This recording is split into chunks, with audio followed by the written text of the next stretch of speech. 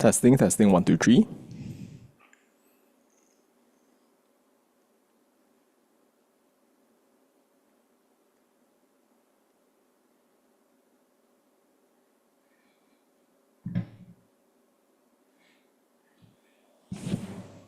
Testing, testing, one, two, three.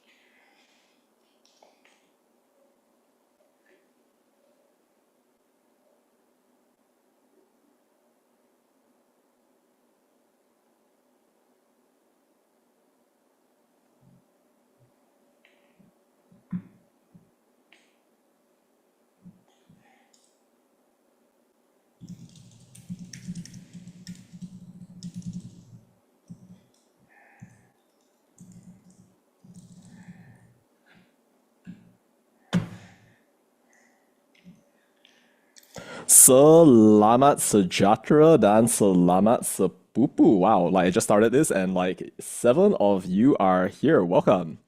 Where are you from? Let me know in the chat, sepoops. Where are you from?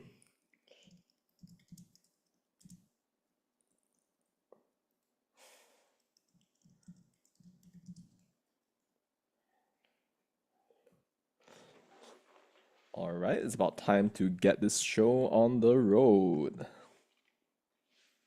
Welcome, welcome. And the clock has about like 40 seconds. How's everybody doing? Had your dinner? Enjoy yourselves right here.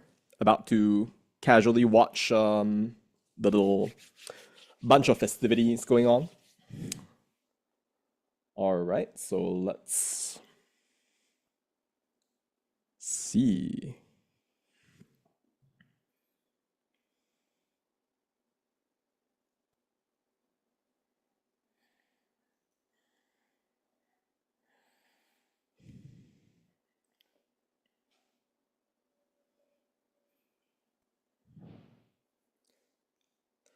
Alright, selamat sejahtera dan selamat sepupu. Selamat datang ke yet another edition of this new podcast, which, as it turns out, has a brand new name. Selamat datang ke Yang Bercakap Malaysia.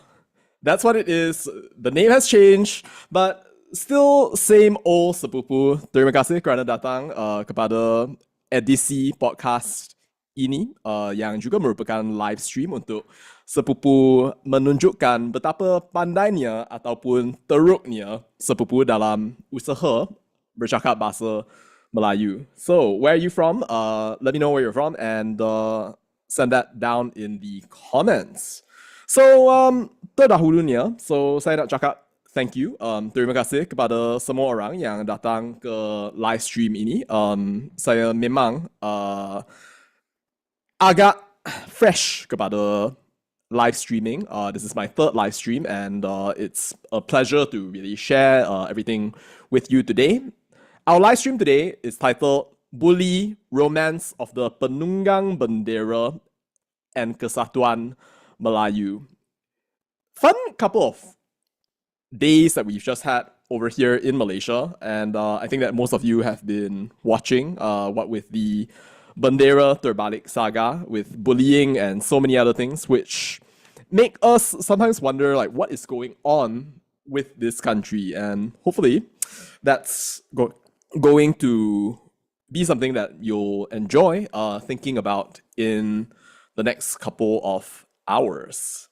All right, so at the outset, saya nak cakap terima kasih, thank you, or whatever it is that we may say. Sebab kalau korang sedang menonton live stream ini, ada kemungkinan yang agak besar yang korang datang daripada video aku tentang Buli. Dan saya nak berterima kasih kepada semua orang untuk komen-komen yang anda telah hantarkan, bertanya tentang my mental health, like how I'm doing and everything like that. I would say that I'm fine, and it's of course been interesting to think about why the person would even create comments that were like that in the first place. Tapi aku rasa like whatever doesn't kill you can only make you stronger, so I'm very happy for that. Dan seterusnya, I hope that all of you out there, you find yourself right now in a Malaysia, right, where you're constantly thinking a little bit more, right, about like apa tu bully. Sebab memang sekarang ni, that's a very big problem, and that's the first topic that we're going to go into today.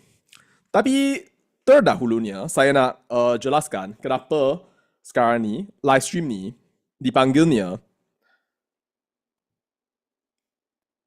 Yang Bercakap Malaysia. And the reason for that is quite simple. It is democracy. So just yesterday, I asked you guys to vote in a poll, right? To ask what you think should be the name for this podcast. Should it be Yang Bercakap Malaysia, Yang Bercakap Melayu, or should it be something else? And well, it looks like 70% of you chose Yang Bercakap Malaysia. So my question for you is, what do you prefer? Do you prefer Yang Bercakap Malaysia or Yang Bercakap Melayu? Let me know your thoughts in the comments. And yeah, so like, what do you prefer? Yang Bercakap Malaysia or Yang Bercakap Melayu? Let's call it 1 for Yang Bercakap Malaysia and 2 for Yang Bercakap Melayu. All right, cool. And seterusnya, let's get really into the meat of things. So, seperti yang korang semua maklum, the Zara case, of course, has been extremely popular for a while now. I think that semua orang pun tahu yang any update, right, that you actually see in the news nowadays is going to be picked up like lightning for very good reason, right? Because like it's a case that's really shaken the entire world. And just to update a little bit right here. So maybe some of you know, but maybe some of you don't know, but sekarang ni, there'll be 5 teenagers who are going to be charged actually on Wednesday. And coincidentally, that day is today. And I think that a lot of people were really fascinated by this idea. It's like, wow, like finally, after all this, wow, we are finally going to get justice. And the thing is though, that I think maybe people were kind of like just thinking, oh my, like we can finally stop going on these rallies, berhimpun, playing that song over and over again. And I know that you know what song I'm talking about, sepoops. But now what's going to happen though is that we see actually this new and interesting development, which is a gag order actually. And that is something that comes from this guy right here. I'm not sure if you know who this guy is or if you've seen him actually, but this is Ram Singh, or Datuk Ram Singh actually. He's a very famous lawyer, and I think that a lot of people, right, were a little bit shocked about this. Because untuk korang yang tak tahu lagi, so Datuk Ram Singh actually is a very famous lawyer. So he's based in Sabah, and the kinds of cases that he normally takes part in, right, are those cases where he has like 1 million ringgit billable for like each individual case. And the thing is, right, when people see this appointment, kan, so like they will think that, oh, why is it that he is actually defending the people that he's defending? He's actually the lead counsel, kan, yang akan pertahankan all of the bullies in the Zara Qairina case. So like maybe like 5 of those kids right there, right? So like he's actually defending one of the girls. And now he's asked actually for a gag order. So actually what's going to happen is that the court, right, will not be able to actually reveal any of the names and the identities of the children who were actually accused under the prosecution. So that is actually something, right, that has quite a fair bit of drama related to it. Like if you actually go ahead, right, and like you have a look at the comments, I'm not sure if like anybody's been looking at the comments or like looking at social media. Tapi if you look at the reactions, right, like it's actually out of 20, what is it, like 20K, so like 20,000 reactions, kan? So 11,000 laughter, 5.1K likes, and then 3.4K anger. And you can see a lot of the comments, right? Like one after another. Like it's not pretty. And I heard from this person right here that essentially he, right, is doing this sebab he has principles. And like apparently it's because of those principles that he's going to go out there and carry on defending his client, so to speak. Because apparently, out of the goodness of his heart, Datuk Ram Singh feels that if I don't protect these children, then their futures will be destroyed. And if their futures are destroyed, then where will they ever go? Which of course like makes people think to themselves, like, like, siapa VVIP ni? Like, who is the VVIP? Like, what does this person have? But he says that it's free. And it's like interesting, right? It's like you get million ringgit cases every single time, but like the single one case that you go and you take up is actually just this one case featuring the bullies in the Zara Qairina case. It's very interesting. It's kind of messed up, I'm not gonna lie, but it is what it is. So I'm not sure like what people think about this, but if you have any thoughts on this right here, then let me know out in the comments. Hello to all of you if you have just dropped in. So we're talking today about Buli. So we just talked a little bit about the Zara Qairina case. If you look at the comments right here, then you can see actually the way that people have been reacting to all of this. It's pretty interesting. I mean, like, I think if you look at the Sina Harian coverage, then you can see the way that people are replying to all of this. And yeah, you can see it all over here. Tapi aku dah rasa macam sangsi sikit.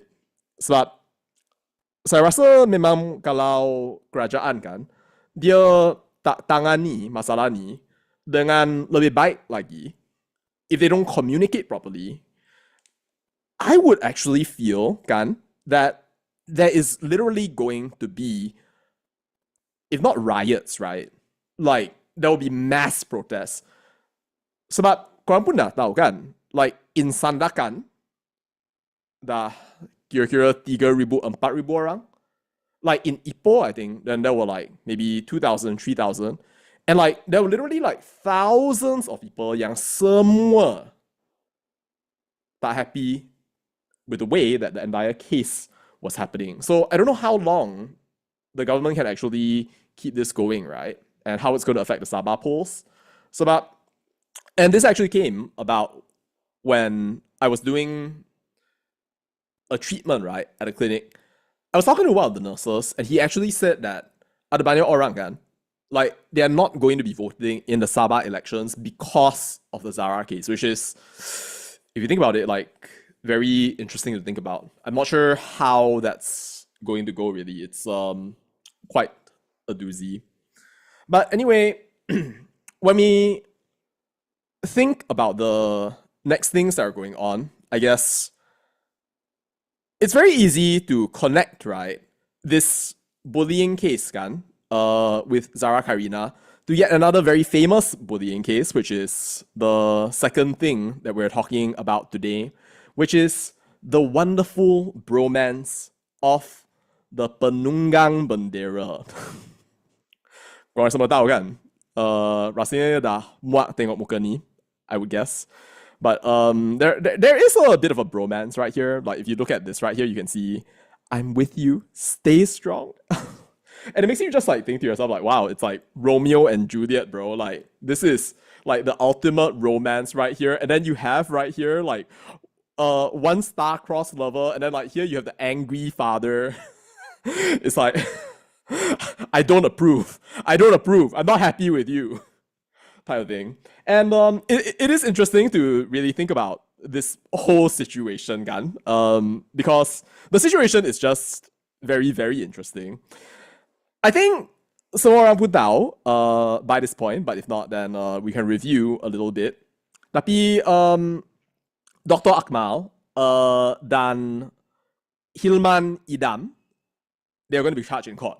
Mereka akan didakwa mengikut AGC. Dan sekiranya korang masih tak tahu kedudukan mereka tu, mereka adalah Ketua Pemuda UMNO dan juga Ketua Pemuda Bersatu. So that's the whole situation that's going on right here. And there is a very interesting little timeline that we have actually over here. And you can go right ahead and take screenshots and read about it. But basically what's happening is that the entire country was held hostage by these people because of this. Look at this. Because of this, they held the entire country hostage. Sejak awal lagi, dari kira-kiranya August 10, is it like the 10th? I can't remember exactly when it really started. But like if you actually look at Akmal Saleh's Facebook kan, then you'll actually see the whole drama timeline matter falling piece by piece into the whole puzzle that we have today, where all these people in their strange love affair kan, and it is a strange love affair, they're going all like, oh, sayang, I'm with you, stay strong, darling. And wow, I when I saw this, kan, like I was just like, I don't know what to say, man. It's like, wow, like that's a very interesting bromance. Like, are you okay though, bro? I mean, like, is that allowed? Like, you know, in your faith?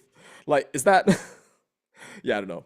Tapi okay, so that's what's happening. You know, like they're actually at the moment just having this touching moment where for some reason or another they are just in a moment of unity dan sebagainya. Dan yeah, it's interesting to think about. And actually, if you look at the comments on social media as well, kan, like it's also interesting. If you were to look at Akmal Saleh's page right here.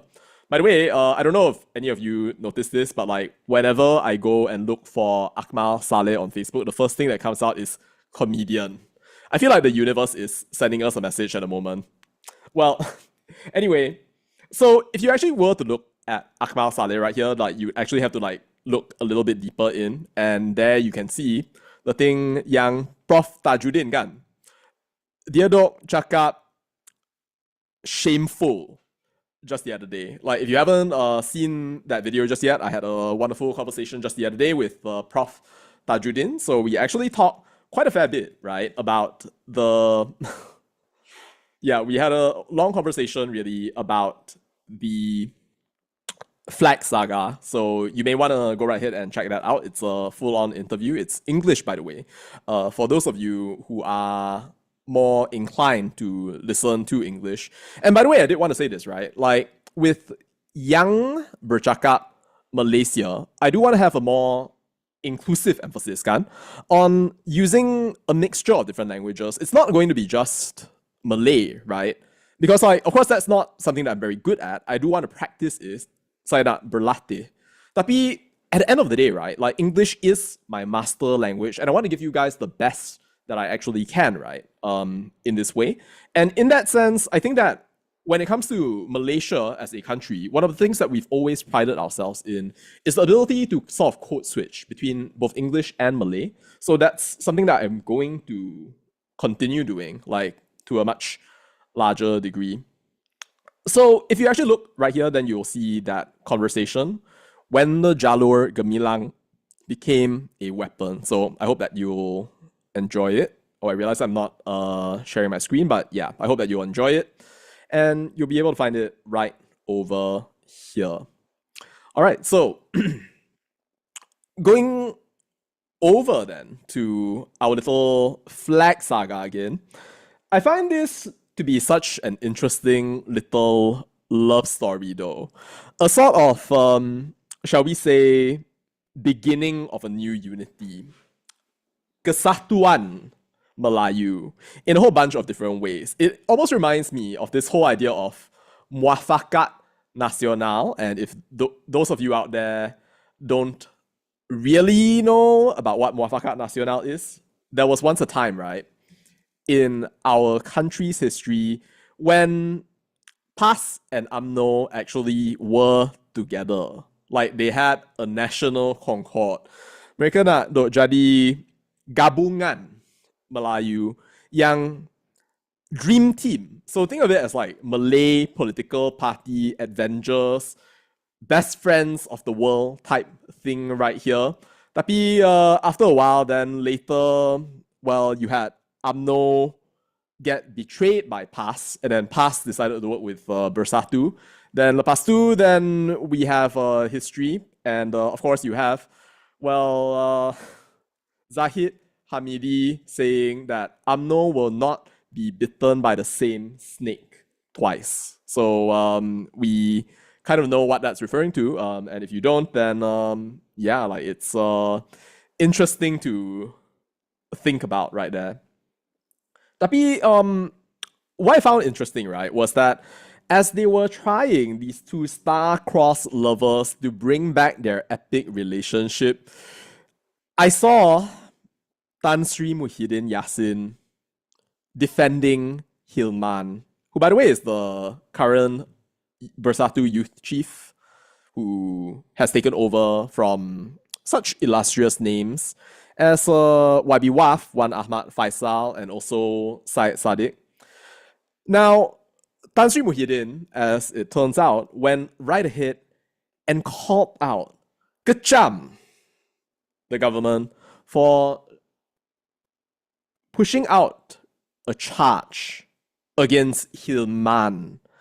And it just made me wonder to myself, right? Like, kenapa Hilman? Tapi bukannya orang lain. Sebab, if we think about it, kan, at the end of the day, like when I think about this rally and everything that we have right here, it's supposed to be about Malay unity. So meaning like you have the combination of the two most powerful political forces in our country at the moment, Melayu and Islam. So it's meant to somehow like collect together like every single person out there, and you can have a brand new muafakat right there. But as it turns out, actually Muhyiddin, right? So he still wants somehow to go right ahead and support just his Bersatu right here. It's not really in his mind yet to go right ahead and start supporting UMNO all the way again. So very interesting, and it makes you think that maybe like this whole muafakat agenda is not really on the cards just yet. And by the way, right, like you might think to yourself that actually maybe Hilman was charged at a different time, kan? But like I actually made sure that that was not really possible to say, because like you can see right here that this was published actually at 7:59 p.m. just yesterday. While if we think about like this right here, the Dr. Akmal and Hilman getting charged thing was something that actually came out a little bit earlier on. I was thinking about the timing for this right over here. Oh, actually, maybe that's wrong. But like, what I do know is that like they were charged actually around the exact same time, and the announcements came out right. But then he's here actually just protecting Hilman, not Akmal as well. Anyway, when you look at this actually, right, it's kind of interesting as well because like it really looks like there's a Malay dream team that's going on right here. Because if you look at this right here, so this is obviously a picture of our star-crossed lovers kan. But what you can see actually is that PAS as well also wants to go right ahead and support the both of them, which I find to be very interesting. Although it's a little bit strange to see because, well, when you think about PAS kan, it's not exactly like the favorite party of every single one of these people right here. I mean, yes, PAS and Bersatu are technically in an alliance, but UMNO definitely is not. Well, UMNO, of course, you have Akmal Saleh kan. So like he's maybe going out there and then trying to be the person who is seeking the olive branch and the ability to go out and become the tai ko tai, as we say in Chinese, the big boss really of your new coalition, right? If for some reason or another, right, that UMNO and let's say PAS and Bersatu was to somehow get back together again. Which is very interesting to think about. I mean, we don't know if that's going to actually happen right there, but it's something that, if you think about it, the context kan, adakah kesatuan di antara PAS, Bersatu, dan UMNO dalam konteks ini adalah sesuatu yang baik untuk negara Malaysia? That's something that we'll want to think about. Sebab when I think about Malaysia, right, like it's always interesting to consider because a lot of people have said this, that we are a country that is kind of like many different people sleeping in the same bed tapi dengan mimpi yang berbeza. From the very beginning of our inception as a country, kita orang dah ada community Cina, Melayu dan India. Dan dari abad kolonialisasi kan, British telah faham bahawa sebagai sebuah negara yang majmuk dan yang telah dibina melalui usaha mereka untuk mengeksploitasi tanah Melayu ini, kami mempunyai impian yang berbeza. And they manage us that way. Divide and conquer. So, after Merdeka though, so then things maybe changed a little bit, kan? Sebab at that point, then we had this idea of a united nation that would come together. Tapi there is a difference, kan, between your ideals and your reality. Sebab, I don't know, like, I don't know if any of you out there ever wanted, for example, right, to become an astronaut, or you wanted to become, for example, kan, like a firefighter or something like that. Maybe what then happened was that your dreams, they sort of like change or like they altered themselves, transmogrified themselves into like 100 different forms, right? But like there's a high chance actually that when you start life, you're not going to end up as who you thought you were actually going to be. But when it comes really to Malaysia in the modern situation, kan, I would say that actually like we did relatively well after, and like this is very unfortunate, tapi after the May 13 riots, kan, like that horrible moment. I think that there was actually a time, right, when we actually managed to build together and live together and actually have a degree of peace together. But of course, that is kind of moving apart, which then makes us wonder, right? Like, does Malaysia really have a future? Adakah negara ini memang mempunyai masa depan? untuk banyak orang, mereka terasa bahawa mungkin jawapannya adalah no, it does not have a future. Maka dalam tahun lepas kan, dah ada lebih daripada 10,000 orang yang telah berpindah ke Singapura saja. I don't remember the exact number at this point, but I can tell you, dalam 6 bulan yang telah mulanya tahun 2025 kan. So there were literally over 6,000 people, our best, our brightest, who moved over to Singapore. So that makes you really think, right, about what we are actually doing, where we are going, what our aspirations are. So when we look actually at the different communities kan, kita mungkin akan terasa yang we have maybe different communities and they are all different from one another. Yang Cina tu berbeza dengan India, berbeza dengan Melayu. Tapi actually it's not the truth. Like dalam community Melayu pun, like you would actually see all these kinds of splits, and you always see all of these people who say Melayu lemah sebab pecah belah. And that's a very interesting statement to make, right? I'm not saying that it's a good thing. I'm not saying it's a bad thing. I'm just saying that it is what people are saying.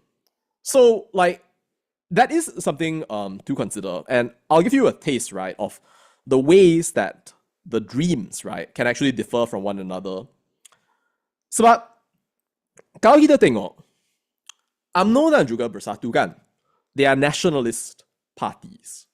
So like they have at their heart the idea of Ketuanan Melayu. So like there's this idea that there should be this Malay preeminence over the land that we call Malaysia. That is the idea that UMNO began as Malaysia's grand old party that Bersatu latched onto sebab it wanted to be a clean version of UMNO without the corruption baggage dan sebagainya. I'll let you judge whether that's actually true or not. And then, of course, you've got also so many other things that are alike with one another. Even their members, actually, are kind of like drawn from UMNO. In fact, almost every political party, right, was drawn from UMNO, including PAS. And if you don't really know your history, then maybe you might not know this.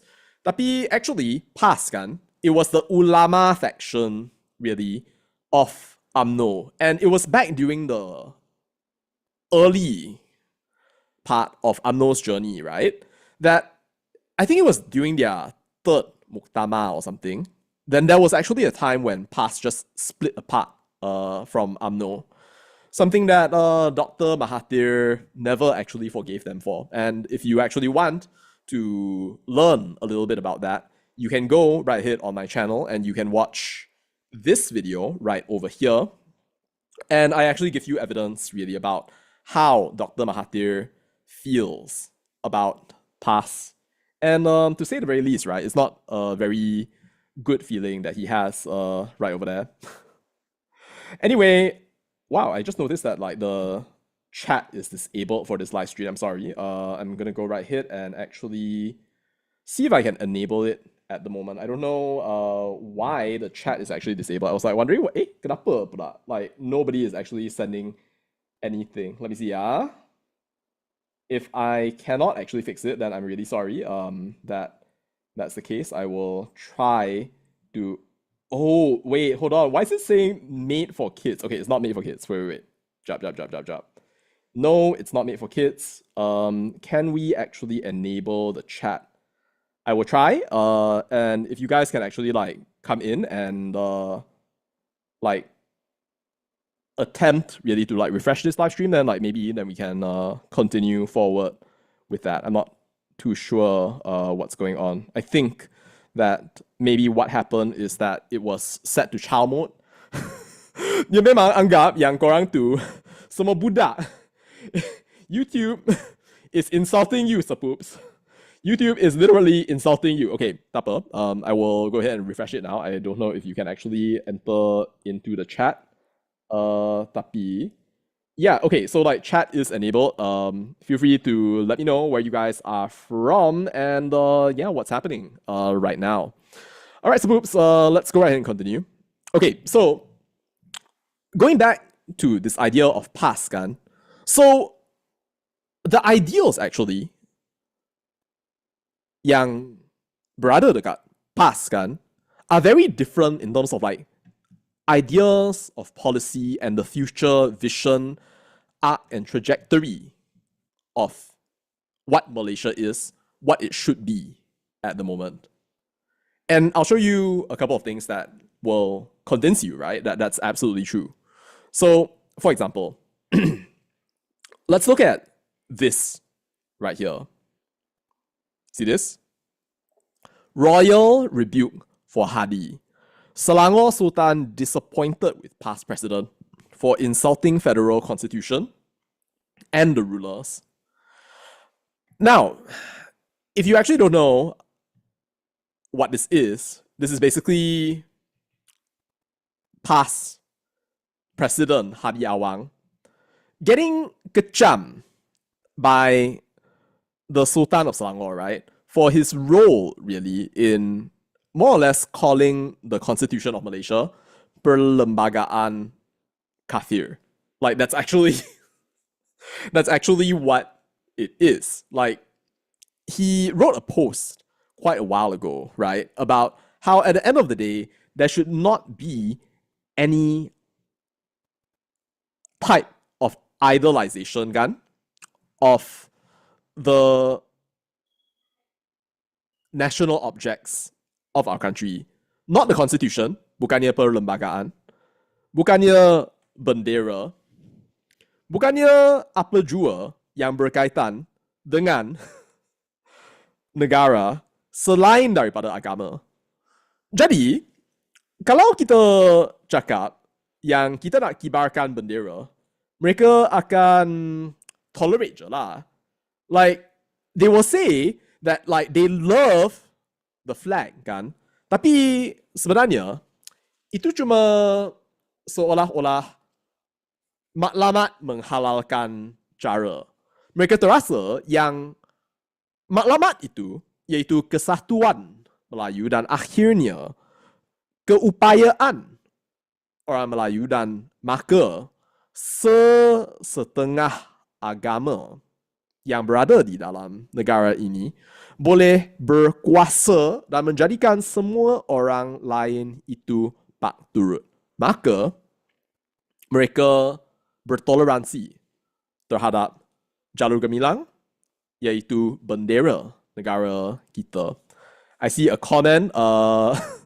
Maafkan saya untuk situasi tadi dan ketiadaan facility berkomen. Dan sekarang ni, let's see, who do we have? Asmi Othman yang membela pengkhianat pemasangan bendera secara terbalik adalah komunis DAP.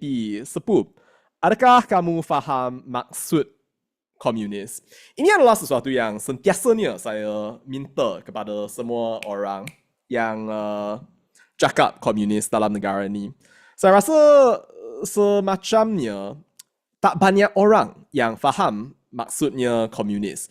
Kalau you suruh diorang jelaskan pun, mereka pun akan tergagap, mereka akan pause dan mereka takkan boleh beri jawapan. Sepup, berikan jawapan kepada saya. Apakah maksudnya komunisme?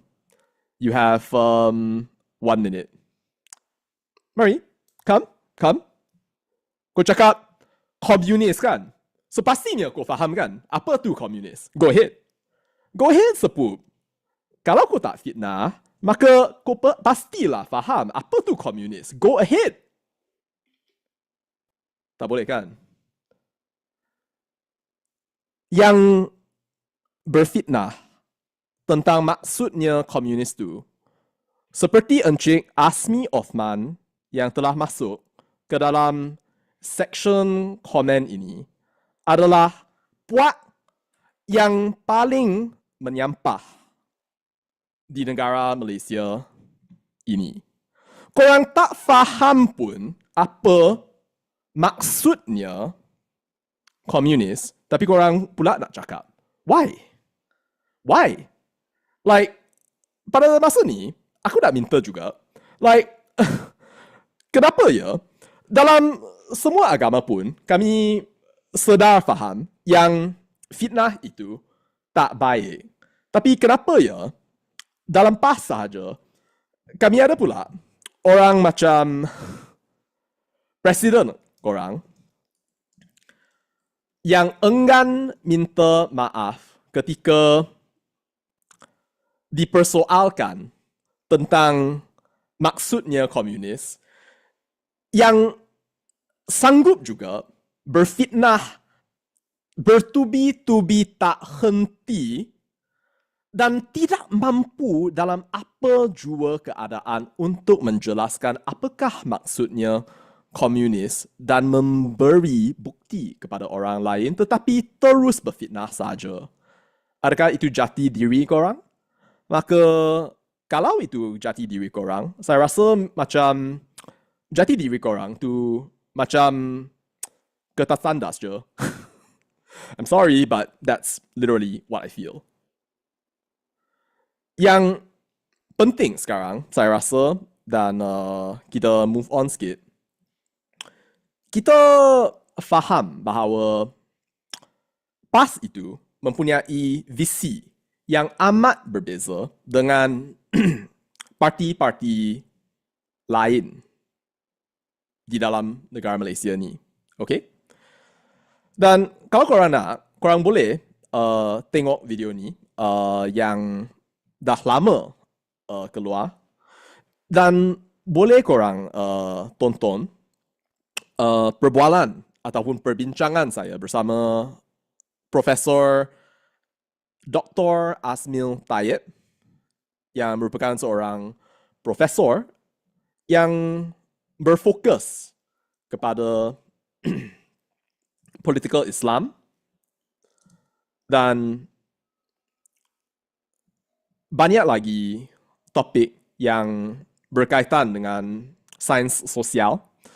Dan saya rasa korang akan faham betapa berbezanya istilah politik ataupun dasar yang dipercayai adalah jalan kepada kebenaran ataupun sirat al-mustaqim bagi mereka yang ingin menyokong PAS dan juga perjalanannya dalam dunia maya ini. Maka kalau korang fikir untuk cuma sementara saja, kalau dalam kalangan PAS kan, mereka anggap bahawa jalur gemilang ni adalah sesuatu yang mereka hanya mengamalkan budaya toleran dalam bab pertimbangkan maksudnya jalur gemilang ini, maka adakah mungkin bahawa parti PAS boleh je bersama dengan parti-parti UMNO dan juga Bersatu yang khas sentiasa menekan kepentingan semangat nasionalis dan juga akhirnya kepentingan bendera, sehingga mana mereka sanggup pergi ke Pulau Pinang menunggang bendera tu, kadang-kadang berfitnah seperti Encik siapa nama? Asmi dan sebagainya. Okay. So there are other comments. Shan they going to be Hindraf soon though. Ya, betul. Dan Bubur Basi. Oh, selamat datang Bubur Basi. I think it's the first time that you've actually come on my live stream. Welcome. I don't know whether people like this are for Malaysia or just the race, or worse, for the party as an idol. So saya rasa that's a good point. That's a very good point actually. Kadang-kadang ada orang kan yang ketika mereka undi untuk PAS kan, mereka tak tahu pun yang diorang sedang undi untuk PAS. Dan let me tell you why. It's because kan, masa diorang pergi ke ballot box kan, mereka cuma nampak, oh okay, sekarang ni ada pilihan di antara BN dan juga Perikatan dengan PH dan Perikatan dan sebagainya.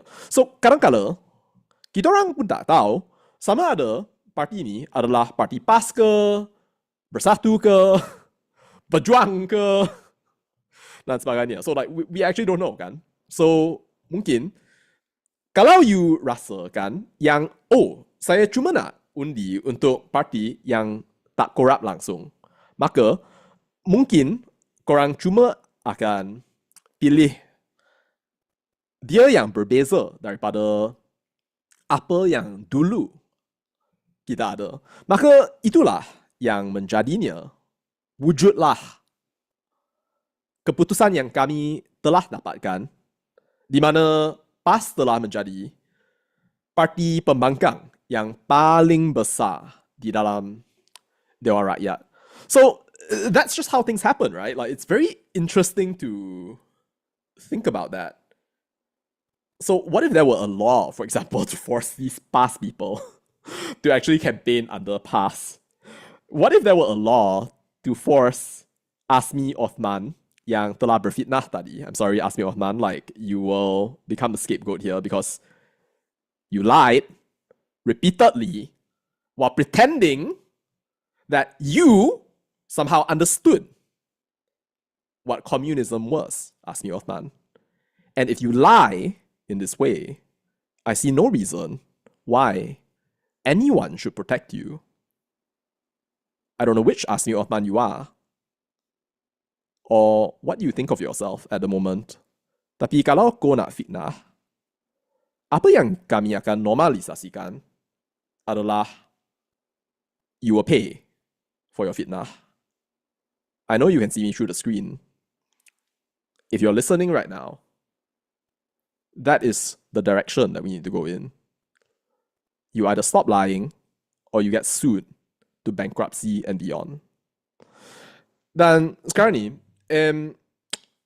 let's transition actually into a bit of a discussion kan tentang Kesatuan Melayu. Dan apakah yang seorang non-Malay kan fikir tentang Kesatuan Melayu? Saya rasa ini adalah sebuah bab kan yang kadang-kala banyak orang terasa adalah sesuatu yang agak sensitif. And understandable kan? Sebab sebagai seorang non-Malay kan, so you live of course as a minority in this country. So your votes, they don't really count for so much. And at the same time though, so kita tahu yang prinsip demokrasi adalah power by the people, for the people. Maka dalam mana-mana demokrasi yang wujud di dunia ini pun, kalau terdapatnya majority, maka as a matter of practice kan, so yang majority akan menentukan apakah masa depan untuk negara ataupun kalau bukan cakap negara lah, so like tempat kerja ke, syarikat ke, whatever. So maybe, actually no, syarikat maybe not. Tapi dalam sebuah negara kan, so like if you're actually voting, then the sheer number of people, right, will really like influence like what is actually going to happen out there as a result of the vote. Dan mungkin you akan rasa sebagai seorang non-Malay kan, yang okay, mungkin itu tidak adil. Because like your decision doesn't actually end up deciding what's going to happen in the country. Tapi kalau kita tengok daripada lagi satu sudut, iaitu secara praktik ataupun secara umum, apakah yang penting untuk seluruh community? Like, what is the best thing for the greatest number of people in the country, kan? So then you might actually see why we might want to think about the majority in the first place. Jadi, kalau kita fikirkan, kan, so soalan Malay unity ni, saya rasa banyak orang yang terasa memang tak sure lah. Sebab when we think about Malay unity, kan, so like oftentimes we think really about this idea, kan, yang maybe diorang akan hakiskan hak kami. Mungkin mereka akan kejam terhadap kami. Mungkin mereka akan mengancam gaya kehidupan kami. Dan these are actually valid concerns. Sebab kalau you tengok dalam Terengganu ke Kelantan ke umpamanya, so ada seorang perempuan, kan, yang memakai seluar pendek dan akhirnya dipanggil oleh hadiawang sebagai binatang. Dan ini adalah sesuatu yang pernah aku baca daripada artikel yang telah ditulis oleh Profesor Tajuddin, kan, yang telah mengecam teruk pandangan Tan Sri Hadiawang bahawa non-Malays itu adalah semacam brainless animals with no dignity, kan? Okay. Saya dah salah. Saya minta maaf. Ia bukannya Terengganu, tapi ia Kelantan. Same thing, honestly. If we think about it, like, this is actually what we have here in this country, kan? And it's an example, right, of like a real fear that people who are non-Muslim may have actually when they think really about this whole situation that we are in, with this majority that may want something very different from us. And you can actually see, so like, yes, it's true, Kelantan has the highest number of drug addicts. There were drugs and pornography, and yes, there was a gay party rate. Yes, there's a lot of that. Tapi apa yang saya nak cari ni adalah tentang arak, misalnya. So, kononnya, sekarang ni, kerajaan Kelantan sedang, how do we say enforce actually in Malay? And this, by the way, is where the dictionary comes out.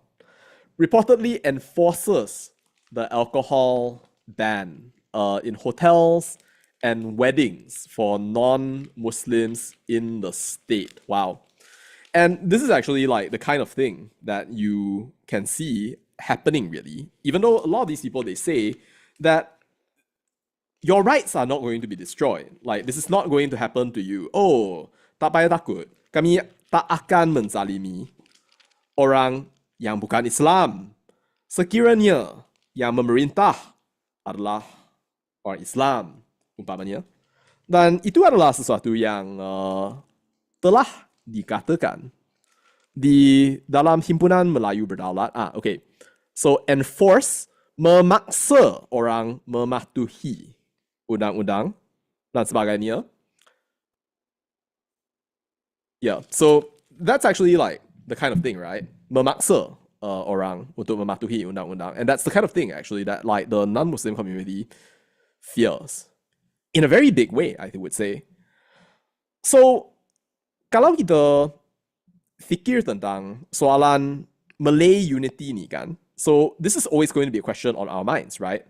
Sekiranya orang Melayu bersatu kononnya, maka adakah hak ataupun kebolehan orang yang bukan Melayu di negara ini untuk hidup aman sejahtera mengikut cara hidup mereka dan bukannya sebagai pendatang ataupun honorary citizens?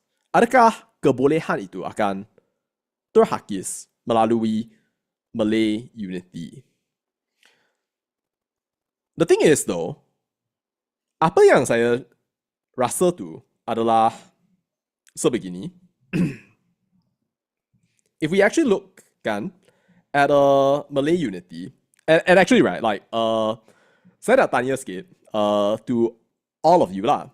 And what do you think of Malay unity? Is it good or is it bad? Okay, is Malay unity good or bad? Okay, so like kalau korang rasa it's good, then just go right ahead and actually send in a good. If you think it's bad, then send in a bad. Okay, okay, ada soalan lagi. Shamzin berkata, do you think social media makes it more toxic and more polarized politics, just like Democrat and Republican in the US? Saya rasa ya. It does. Sebab kalau kita tengok social media kan, so social media tends to reward negativity. Maksudnya, kalau kita tengok cara bagaimana platform seperti YouTube dan juga Meta mampu cari duit kan, they do it via advertising. So like, dia akan paparkan iklan kepada engkau dalam jangka masa tertentu. Okay, so like yang penting adalah, so like it's not important to really think about like how they display the ads and everything, tapi yang penting adalah kalau kau tengok media sosial untuk jangka masa yang lebih panjang, maka mereka akan paparkan lebih banyak iklan kepada engkau, maka mereka akan cari lebih banyak duit. So the thing about social media kan is that polarization, iaitu drama, iaitu benda yang kecoh akan lebih menarik perhatian semua orang dalam masyarakat. And I can actually prove it to you kan. So like if you look really at like any sort of social media feed kan, so like misalnya kita tengok Sinar Harian sekejap. So you boleh nampak yang semua story yang controversial kan, yang memang ada kecoh lah, they will be the most popular ones, and I'll show it to you, right? Like this is actually true. So you tengok, okay, 31 bilion aset rasuah dirampas SPRM. Okay, yang ni adalah yang lebih baru punya kan. So like let's actually go back in time for the more sensitive stories. Okay, so tengok. So case Zara Qairina, 5 remaja didakwa, Mahkamah Perintah gag order. Okay, so popular. Kanak-kanak diserang ribuan cacing keluar dari mulut, hidung dan dub. Oh my god, okay. Zara Qairina, 1979. Okay. Keadilan, okay. Kebenaran, keadilan, okay. 1078. Pelancong Israel, okay. 1424. Alright. Okay, so itu semua case-case yang, I mean, cerita-cerita yang berkaitan benda yang agak sensitif kan. So like case Zara, seluruh negara pun dah tahu kan apa yang berlaku. Then of course it's very much something that people enjoy looking at. And I know it sounds bad to say enjoy looking at, right? Tapi kalau kita masuk ke media sosial, saya rasa agak natural untuk seseorang tu nak tengok benda yang akan menjadikan wujudnya perasaan dalamnya. Like you actually feel something, you know? Like you feel something from this live stream. You feel something from looking at the news. So you react. Dan sekarang ni kalau you tengok case ni, dan ini baru saya baca tadi, Adam Radlan bebas 12 kes rasuah AMLA selepas bayar kompaun 4.1 juta. 182 likes je. Like that's literally it. Then lelaki dijual kekasih sendiri kepada syndicate scam. Okay, wow, that's interesting. Then berbalik kepada ni, so Zara Qairina, kawalan keselamatan dan sebagainya. So like you can see actually, yang these are the kinds of things kan, the sensitive ones. Like for example this, pemilik rumah paling keras kepala di China. Okay. Yang ni menarik sikit. Like okay, this is kind of interesting. That was an old story, but I don't want to get like too distracted by it. Yeah, but anyway, that's the thing, right?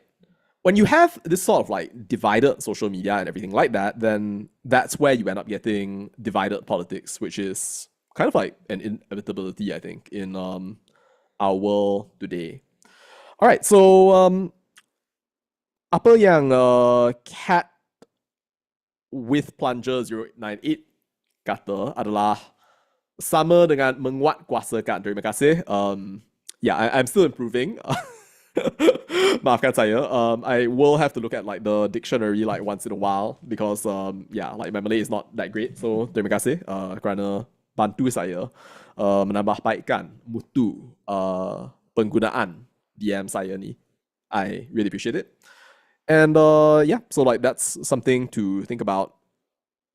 A lot of people, you know, like it's good in general that they like to help other people. It's just that a small part of Malays with gangster attitude follow whatever Akmal says.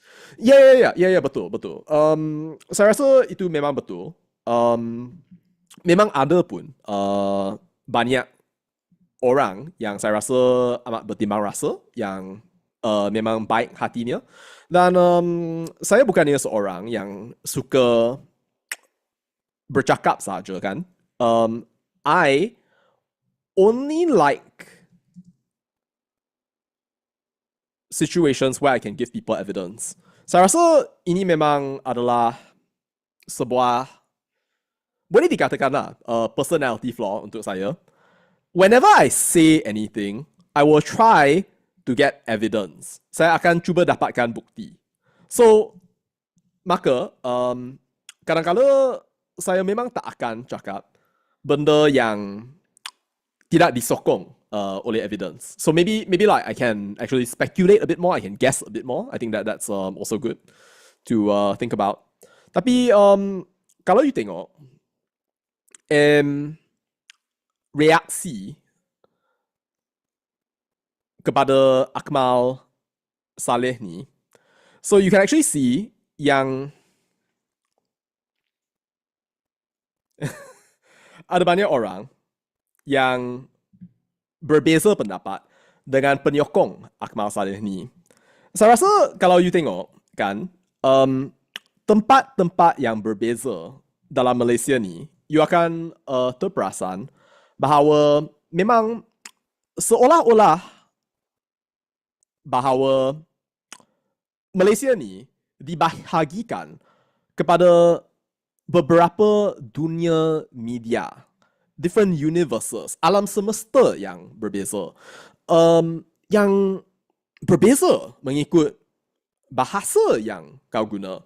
Kalau you baca bahasa Inggeris kan, dan sentiasanya guna bahasa Inggeris, maka kau akan sentiasanya tengok portal seperti NST ke, The Edge ke, The Star ke, dan pembacanya berbeza sangat dengan pembaca sinar harian ataupun utusan ataupun Kosmo ataupun Oh Bulan ataupun dan macam-macam lah. Tetapi semua orang yang baca publikasi tersebut, mereka mempunyai perbezaan di antara cara fikiran, apa yang mereka pernah baca, taraf pendidikan dan sebagainya. So, saya tak kata yang like one is better than the other, so that is elitist kan. So, kita tak boleh lah cakap macam tu. Like, people are just different. They just have different ways of looking at the world. Tapi, kita boleh cakap yang mereka, they are not the same. Dan ada ideologi dan juga cara pemikiran yang berbeza di antara mereka tu. Tapi, kalau you tengok sekarang ni, dalam masyarakat Melayu pun ada bezanya pendapat. So kalau you tengok FB Akmal Saleh umpamanya, maka you akan tengok yang memang adanya Saya lupa dah bagaimana saya jumpa mamat ni. Uh, agaknya tak pernah jumpa kot. Okay, anyway. Tapi, you can see right here, there are so many likes and then like so many hearts along the way. Tapi, kalau you tengok artikel-artikel dekat Sinar Harian tu kan, so like, you will actually see different types of, well, responses kan. So like, you may actually see sometimes these kinds of responses right here. Meroyan tentang DAP. Kadang-kala pun ada komen-komen yang nak jilat UMNO ke dan sebagainya. So like there's actually a whole mixture of different things right over here. But it can feel sometimes kan yang ada banyak orang yang terasa bahawa, oh, the Malays, they will think a certain way. Tapi, you have to understand, right, that actually, like, people are different, like, even within the Malays. Like, that's a fact, right? Like, you cannot be all like, oh, dia Melayu, dia mestilah fikir macam tu. Oh, dia Melayu, dia mestilah akan benci X, Y, Z, mesti racist punya, mesti cakap type C, mesti cakap type I. No, of course not. Like, it's not like that at all. I think that this was a very long diversion, tapi apa yang saya akan tunjukkan sekarang adalah pendapat saya tentang Malay unity dan sebagainya. Okay, so here we have a, well, treasure chest, which is kind of fun to think about. I'm not sure actually if like anybody sent in a response right earlier about what you feel about Malay unity. Did anybody say anything? Anybody say anything? Okay. Somebody retracted their message. Oh, okay. Bubur basi. Yeah. So like if the Malays can think as one, I believe it's a good thing. Yeah. Okay. Understand. Got it. Who else has said stuff?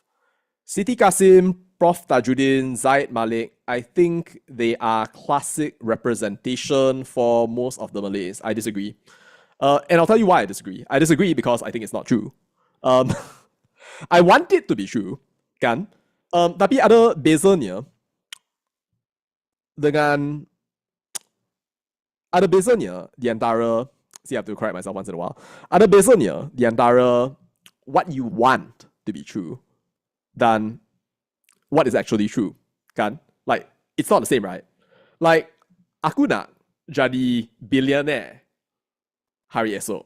Tapi adakah saya boleh jadi billionaire esok? There's a big gulf of a difference there.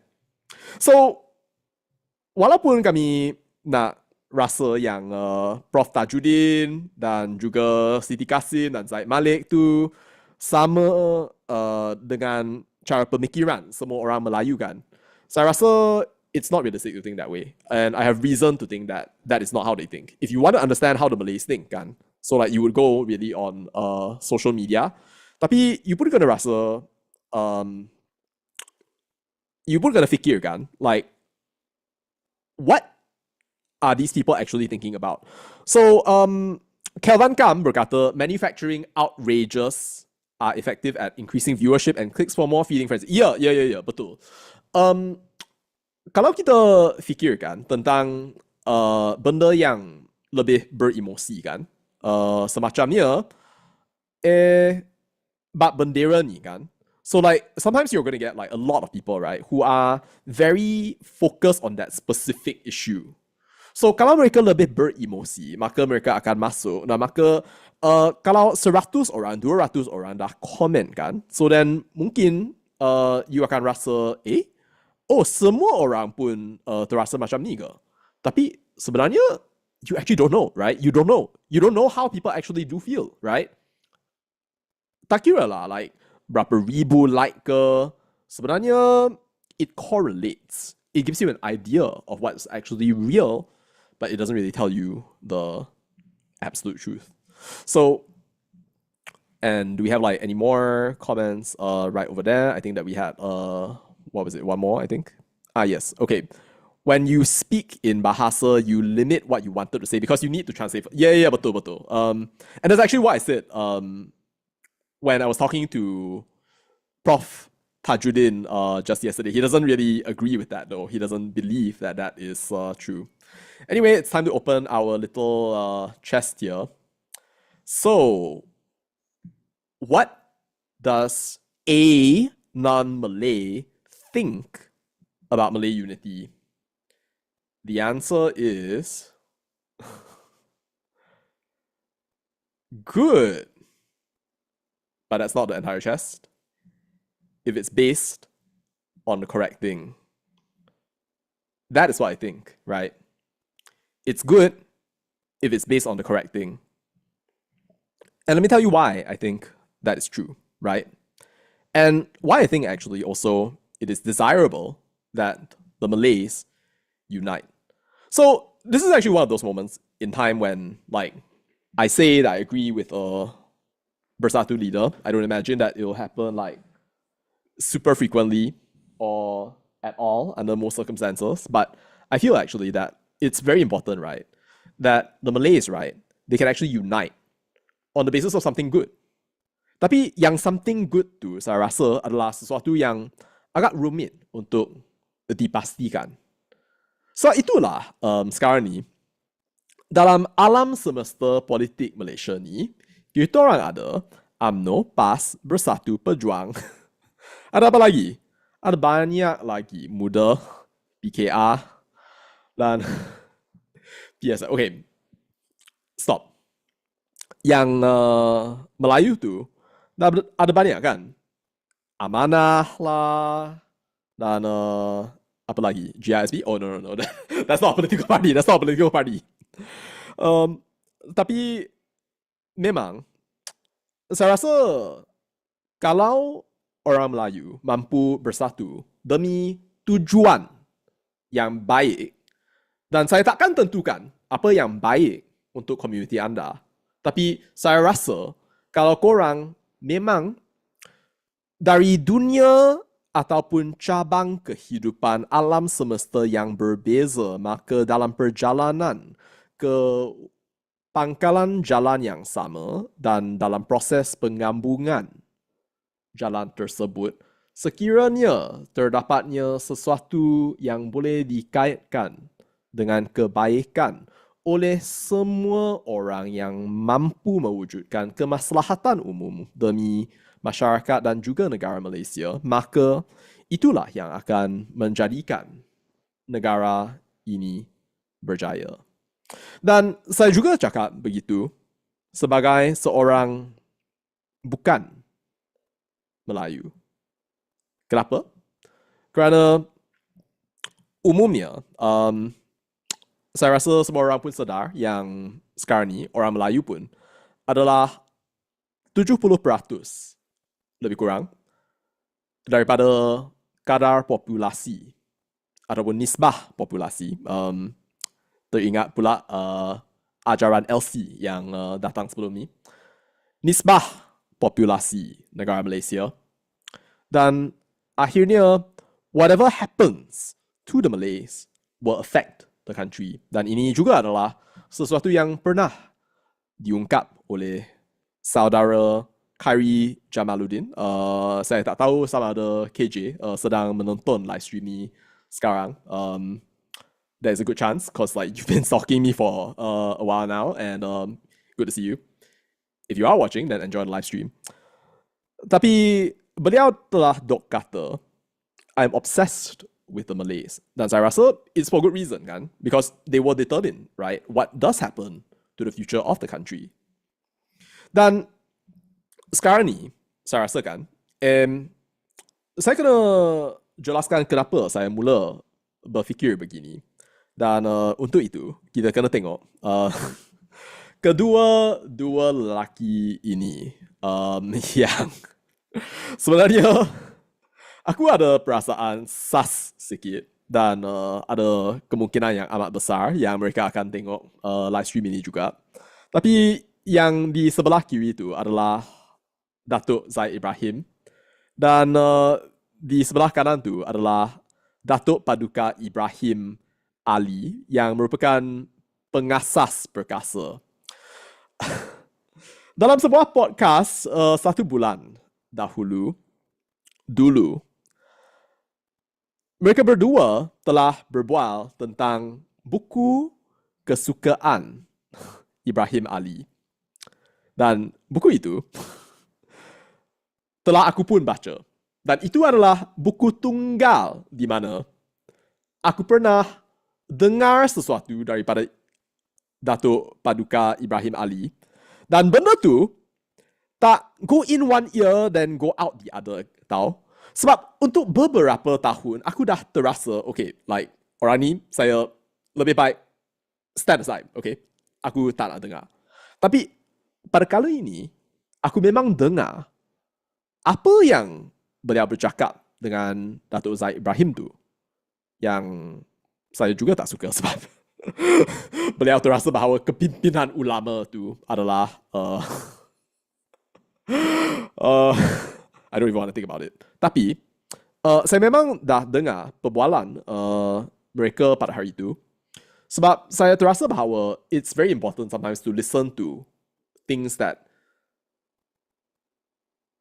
people say, especially when they differ from you. Ketika mereka berbeza pandangan daripada engkau, maka kau boleh je kritikkan apa yang mereka cakap tu. Dan saya rasa that's one of the better ways to learn, kan? Sebab kalau you sentiasa dengar benda yang you setuju saja, like how is that training you? That's not training you at all. That's only like making you dumber and dumber and dumber every single day. Like I don't think that's good for you at all. That's not good for you, sepupu. No, don't. Jangan, don't. But if you agree with me, then make sure to drop a like and also subscribe. The like is going to help more people see this live stream and everything else. And yeah, so like drop a comment as well. So like I want to know who you are, if you're listening in, like do you enjoy this? Are there some other things that you want to talk about? And yeah, so like life is pretty interesting because like you can actually like change the direction of the conversation once in a while. Anyway, now kalau kita fikir tentang apa yang mereka cakap tu, okay, there's quite a lot to go into. I recommend that you actually watch this video, but it was called Selamatkan Malaysia. I don't know how many of you think that Ibrahim Ali is qualified or has the right to actually say Selamatkan Malaysia, tapi sila pergi tengok podcast tu. Saya rasa korang akan terasa bahawa ia amat menarik even if you don't agree with it. Anyway, buku kesukaan Ibrahim Ali adalah buku yang ditulis oleh Amy Chua dan beliau merupakan seorang profesor dekat Yale University yang mungkin korang pernah dengar di antara universiti yang terkemuka di dunia. I wanted to go there by the way, but I was rejected. Still got a JPA scholarship though. But anyway, like all might ring a bell actually if you remember buku Battle Hymn of the Tiger Mother. Okay, so tengok.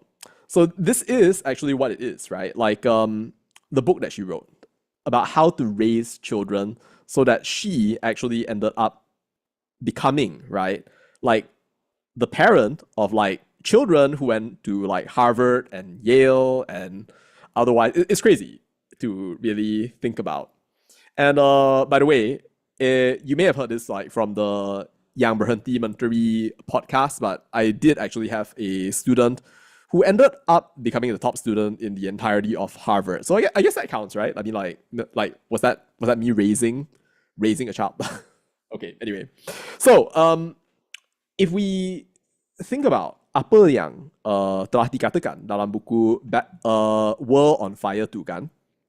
So itu adalah sebuah buku yang menceritakan apakah akibat kalau kita ada demokrasi tapi memang ada perbezaan di antara kaum yang wujud di sebuah negara dan apa yang mungkin boleh berlaku sama ada baik ke buruk. So like pada pandangan Chua, Profesor Chua, barangkali kesannya akan buruk.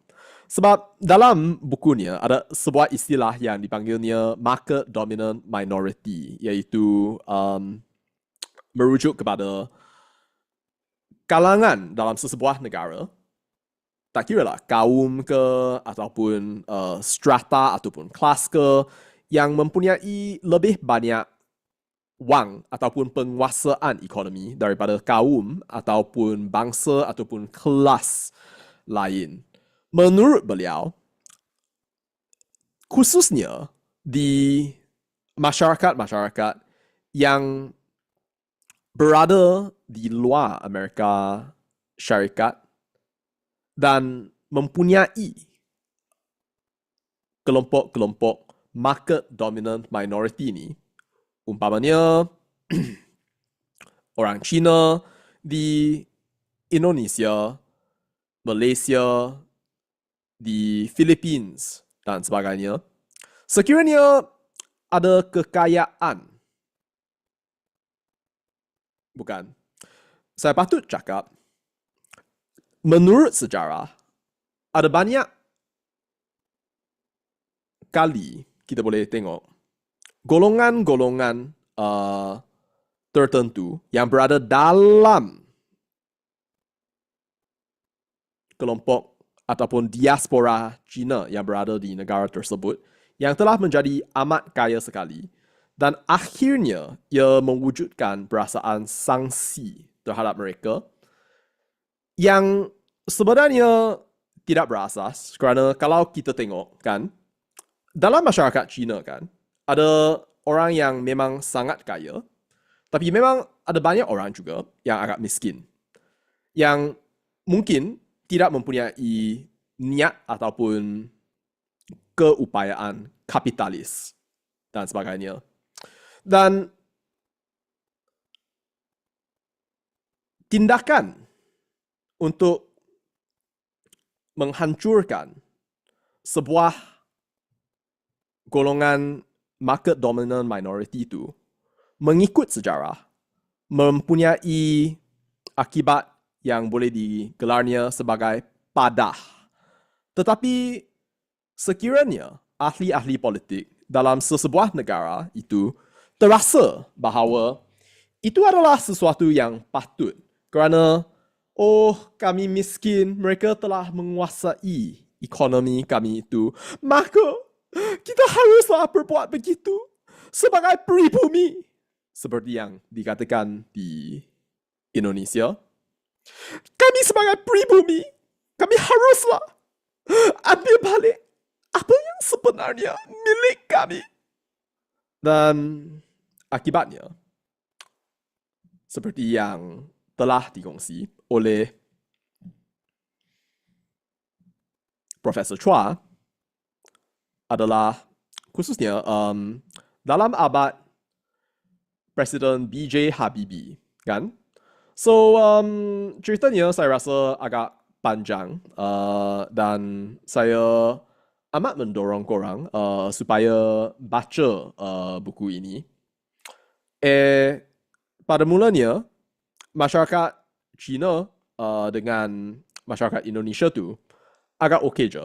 Tapi memang selepas era Soekarno dan juga beberapa perkara yang berkaitan dengan komunis, konfrontasi, sejarah dan sebagainya, akibatnya ada kebencian terhadap masyarakat Cina. Dan pada sesuatu masa, masyarakat Cina di negara Indonesia mahupun hanya beberapa orang saja, okay? Tapi yang memiliki 70% kekayaan seluruh Indonesia itu adalah orang Cina. Meskipun memang adalah 5 orang kan, tapi mereka memang adalah muka yang mempunyai seluruh kekayaan itu. Maka mereka telah dibenci, maka Indonesia secara umum telah menolak orang Cina secara tidak adil. Sejarah mengajar bahawa ketika benda itu berlaku, buruk parahnya. Semasa BJ Habibie telah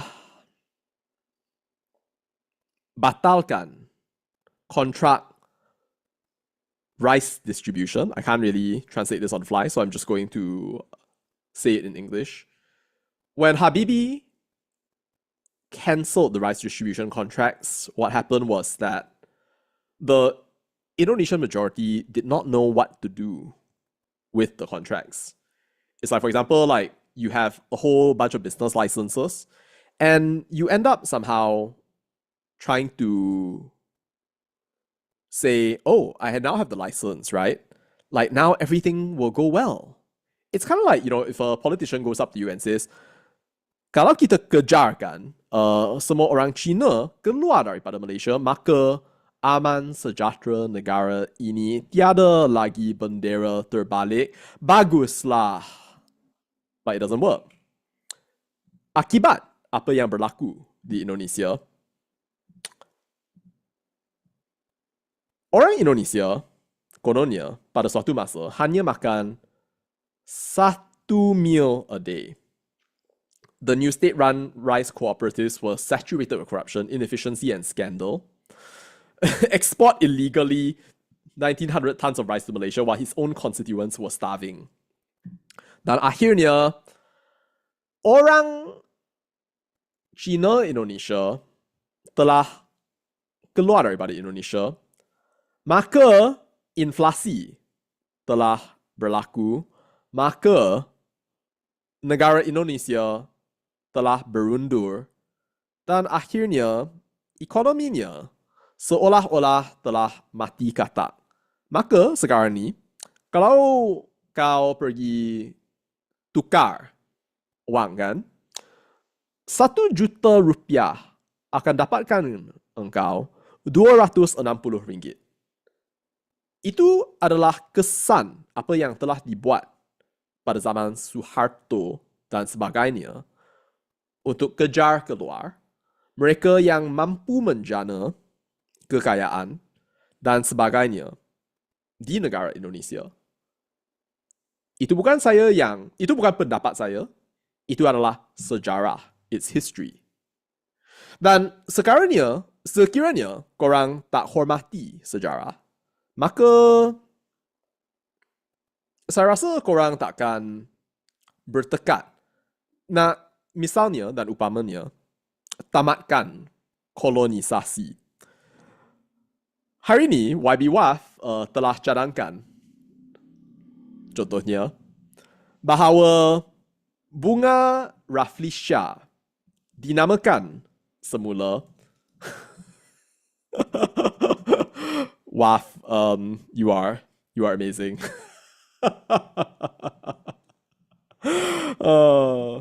Okay, yeah, so dikatakan oleh YB WAF bahawa bunga Rafflesia boleh dinamakan semula sebagai Anwar. Sebab kenapa? Sebab mengikut YB WAF, Raffles adalah seorang penjajah. Maka untuk menjamin bahawa usaha dekolonisasi di Malaysia boleh berjaya, maka patutlah kami menamakan semula bunga tu kepada Anwar. Dan ada satu komen yang telah aku nampak yang berkata bahawa amat tepat sekali kerana bunga itu adalah sebuah parasit dan sebagainya.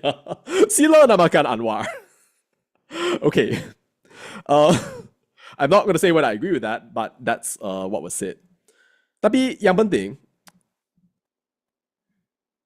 this idea really of kicking out the Chinese, right? Like it comes up once in a while. So like whenever people like say want to migrate out or whatever, they say they want to migrate out, and you have all these people kan yang kata, oh bagus sangat, aman sejahtera seluruh negara. No, it's not, right? Like you don't even know like how much of the economy is going to be potentially destroyed if that were to happen. And di sini saya akan henti sikit for a while. Then I will be back in about 2 minutes sebab saya nak guna washroom sekejap. So like I'll be back in 2 minutes. But before that, actually, so like now yeah, like tell me, what do you think of Kesatuan Melayu? Is it good or bad? Okay, hello Zilly Hugh, hello Kensrick, hello Grilled Sushi, dan sebagainya. Yes, I will include the link for all of you in the description a little bit later on. But for now, sepoops, I will need to pause for a quick bit. I will see you in a while.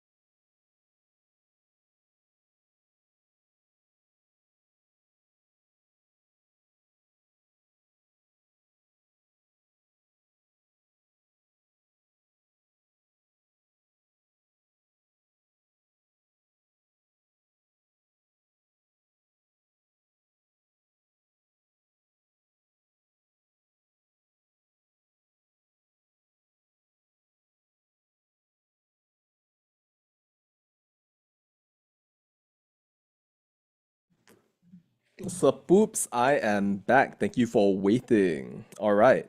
So, when we think actually about this book, right, by Amy Chua, and I can see that like ada setengah daripada korang yang memang nak baca buku ni. Saya rasa ni memang adalah buku yang amat bagus untuk dibaca. Dan yeah, like you'll learn quite a fair bit from it. Dan di dalam buku ni, mungkin bukan semua orang tahu, wujudnya case study tentang NEP Malaysia, iaitu Dasar Ekonomi Baru, yang berkata bahawa apa yang Malaysia telah buat adalah untuk melaksanakan dasar ini demi mengurangkan jurang kekayaan di antara kaum di Malaysia. Dan maka itu telah mewujudkan keamanan. Tapi pada masa saya baca section ni kan, saya telah juga baca lebih banyak. Misalnya buku Dr. Toh Kin Woon tentang dasar ekonomi baru dan apa telah berlaku kepada dasar ekonomi baru ketika masa pelaksanaan dia tu. Dan saya juga telah faham mengikut rekod-rekod yang telah dituliskan oleh pihak British pada masa rusuhan kaum pada 13 Mei yang mengatakan bahawa ada kemungkinan besar, dan ini belum dibuktikan lagi, tapi mungkin rusuhan itu yang dianggap pada mulanya sebagai sesuatu yang berlaku secara spontan akibat wujudnya jurang pendapatan ini di antara kaum. Okay? Buku-buku ataupun rekod-rekod tersebut menunjukkan bahawa itu mungkin adalah fitnah dan mungkin ada elemen pelan untuk mewujudkan sesuatu yang baru dalam budaya di dalam negara Malaysia sebagai konsensus baru untuk negara ini. Dan itu adalah sesuatu yang saya akan bagi korang fikir untuk sekejap. Ataupun mungkin selepas korang tidur ke apa, you pun boleh fikir lah. Tapi saya minta kepada korang, Adakah sekiranya seseorang tu miskin, kan? Adakah orang itu semestinya akan menjadi orang yang tak baik? Adakah orang itu akan mengamuk? Adakah orang itu akan jadikan kawan sebagai musuh dan membezakan orang mengikut warna kulit, agama ataupun bangsa secara spontan? Saya rasa takkanlah jadi macam tu. There will not necessarily be something like that. Meskipun sekarang ni ada banyak perbualan kan dalam kalangan masyarakat ni tentang umpamanya orang Cina yang mengawal ekonomi ataupun orang Melayu kena tindas dan sebagainya. Saya rasa itu tak tepat dan tak betul. Sebab kalau kita tengok struktur masyarakat kita ni kan, lebih tepat untuk seseorang tu fikir dan sedar bahawa jurang di dalam kaumnya sendiri itu jauh lebih besar daripada jurang di antara kaum. Maksudnya, kalau saya sebagai seorang rakyat marhaen Cina membandingkan diri saya dengan rakyat marhaen Melayu ataupun India, sebenarnya mungkin kalau kita tengok statistik kan yang sekarang ni tidak diberi oleh kerajaan kerana itu adalah statistik yang agak sensitif, saya rasa ada kemungkinan yang besar bahawa kita tengok Singapura lah. Di Singapura kita memang tahu yang sekarang ni orang Melayu lebih rendah pendapatan purata mereka berbanding dengan komuniti Cina dan India. India di Singapura mempunyai pendapatan purata yang paling tinggi. Okay, so saya tak tahu sama ada itu sama di Malaysia ataupun tidak, tapi jurangnya bukannya begitu besar. Saya rasa macam di Singapura kan, kalau tak silap saya, yang orang India tu rasanya, okay, saya tak boleh berikan maklumat yang 100% accurate, tapi saya rasa it's not like order of magnitude difference. Maksudnya, okay, so kita tak boleh cakap yang umpamanya kalau orang Melayu kan dapat 5K secara purata kan, which is I don't know if that's realistic. Kita tak boleh cakap yang the correct expectation is that yang orang Cina tu dapat 200K sebulan. Tak betul. We cannot say that. It's more like 5K and then like say 8K and then 10K, that sort of thing. Like it's all within one single order of magnitude. Tapi kalau you memang diajar oleh tok guru ke ataupun ustaz ke untuk berfikir bahawa orang Cina tu memanglah kaya, like I think that's wrong, right? Sebab the real inequality is really within your own race. Dan itulah hakikatnya. Dan itu yang saya ingin cabar tentang apa yang merupakan premis NEP, iaitu kalau seseorang tu miskin, mestilah dia akan cuba menentang semua orang dan maka akan wujudnya masalah dalam masyarakat. Dan dan ini adalah sebuah muka surat tentang apakah kesan baik yang boleh disalurkan daripada satu komuniti kepada komuniti yang lain.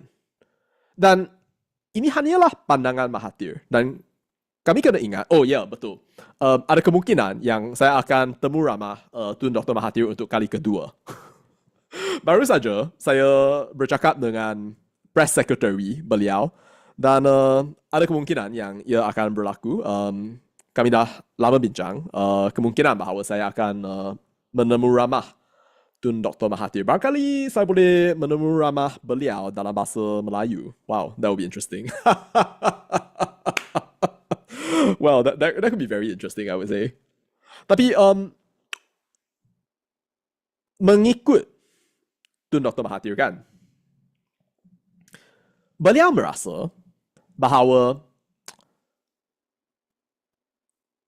bangsa China umpamanya boleh menyalurkan nilai-nilai tertentu kepada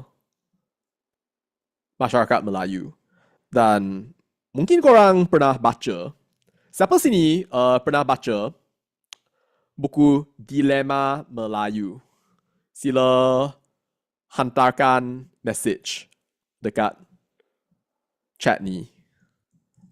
Malay Dilemma. Siapa yang pernah baca? Have you read it? Okay. So, kalau you pernah baca, saya rasa good for you. It's the most important political book in the entire country. But if you haven't, then consider actually getting it. It's interesting. Sebab sampai sekarang pun, ada banyak orang yang terasa bahawa apa yang Tun telah cakap itu merupakan kenyataan, hakikat, kebenaran. Sama ada itu betul ataupun tidak, saya tak tahulah. But it's what James Chin was telling me as I spoke to him just a while ago. And many people do believe it. So, given that it came from somebody who tried to reform the Malays for such a long time in his life, it makes you wonder really, like, was he actually right all along? Are we still caught in that? Or maybe he's wrong, but we are just looking at the problem in an incorrect way. Anyway, so this is something to think about kan. Dari segi ekonomi, kalau korang kerja keluar, umpamanya orang Cina ataupun bangsa lain, bukan sahaja Cina, sebab market dominant minority tu bermaksudnya people who are rich in the country. So like the negara-negara di Asia Tenggara, ya memang the market dominant minority is Chinese, tapi memang ada community yang lain di dunia ni, kan? The most obvious example would be like, for example, the Jewish people, umpamanya.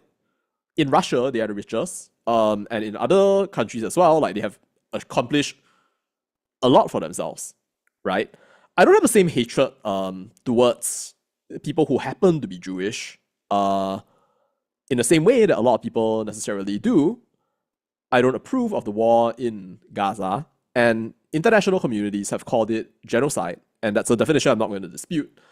But it is a fact, right? That like when you look at, for example, Malaysia kan, so you shouldn't just be looking at the race of people, but like you should be looking beyond that, right?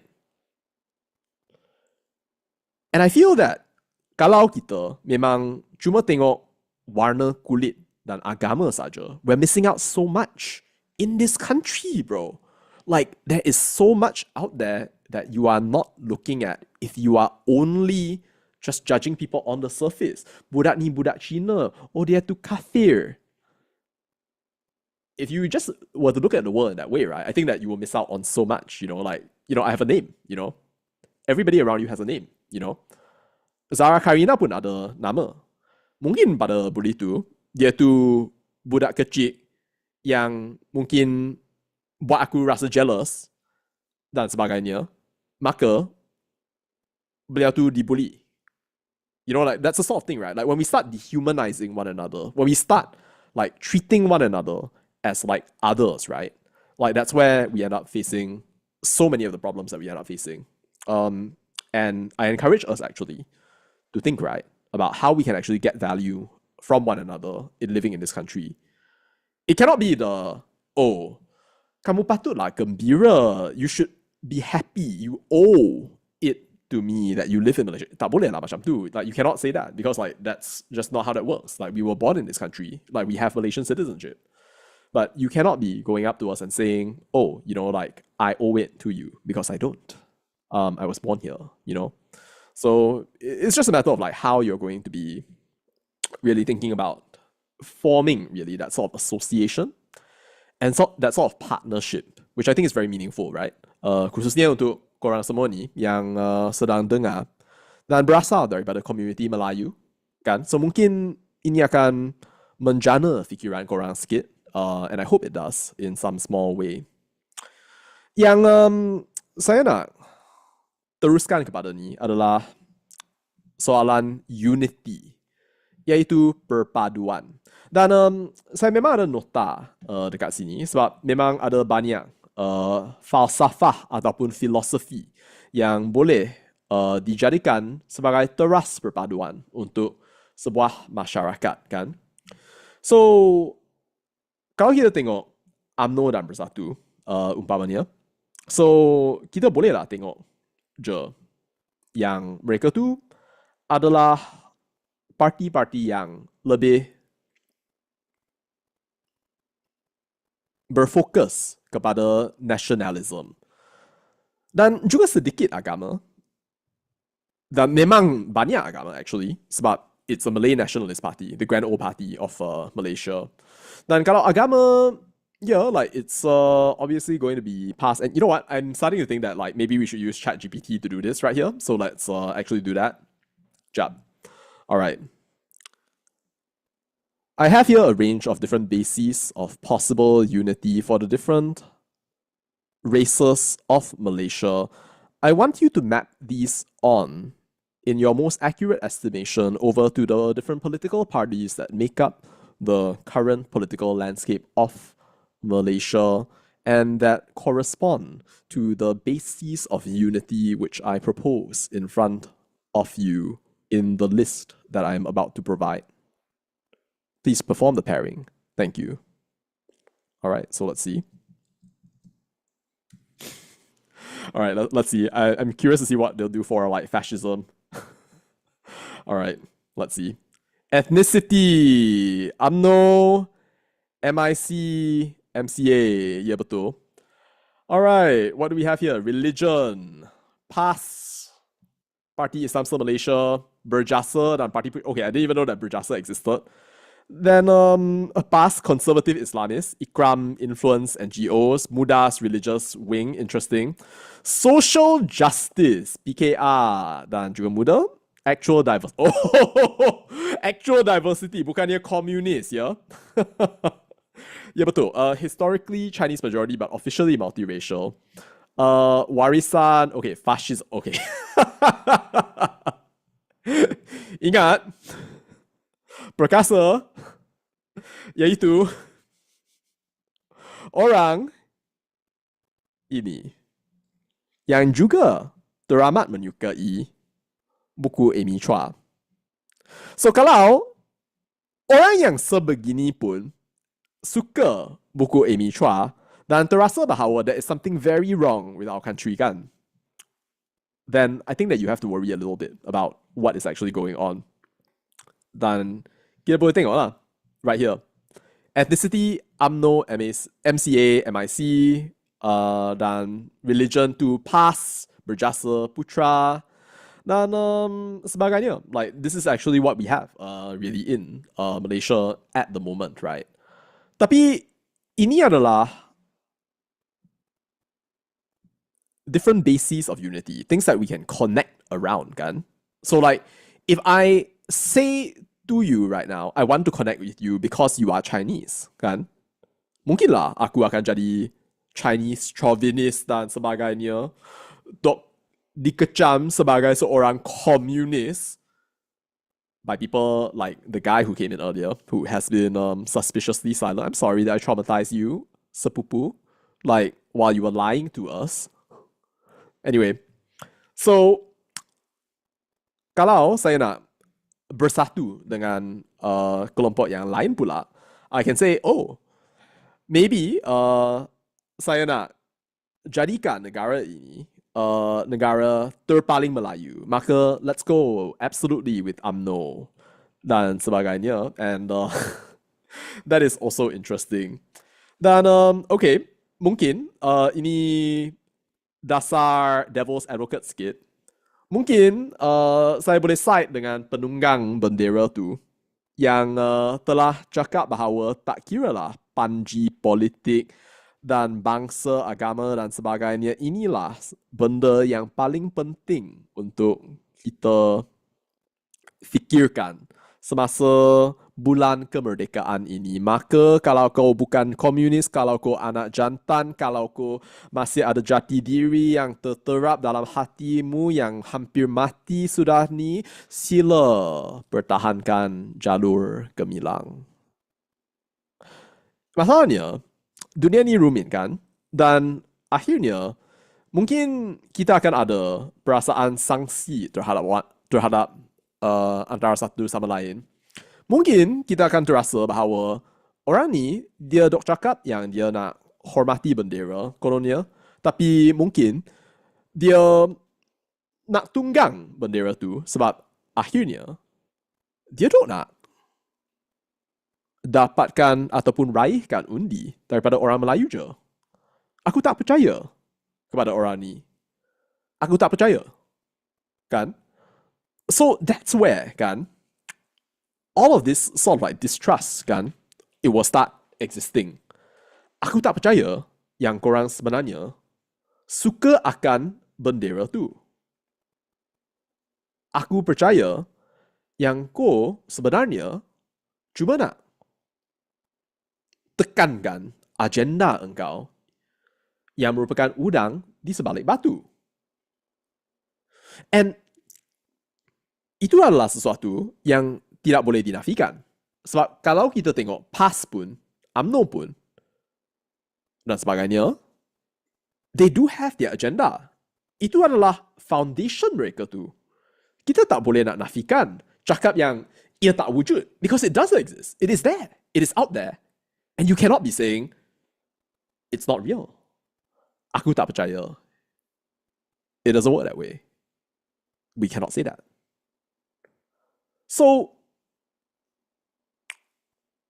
saya tak boleh cakap yang saya ada solusi untuk masalah ni, kan? Dalam mana, walaupun bendera ni adalah benda yang patut menyatu padukan kami ini, ia tidak menyatu padukan kami, tetapi sebaliknya memisahkan kami ketika wujudnya mereka yang tidak hormat kepada orang Malaysia yang lain, maka cuba kecam, tok teruk kecam, menunggang mengambil peluang ataupun kesempatan untuk mengecam orang lain.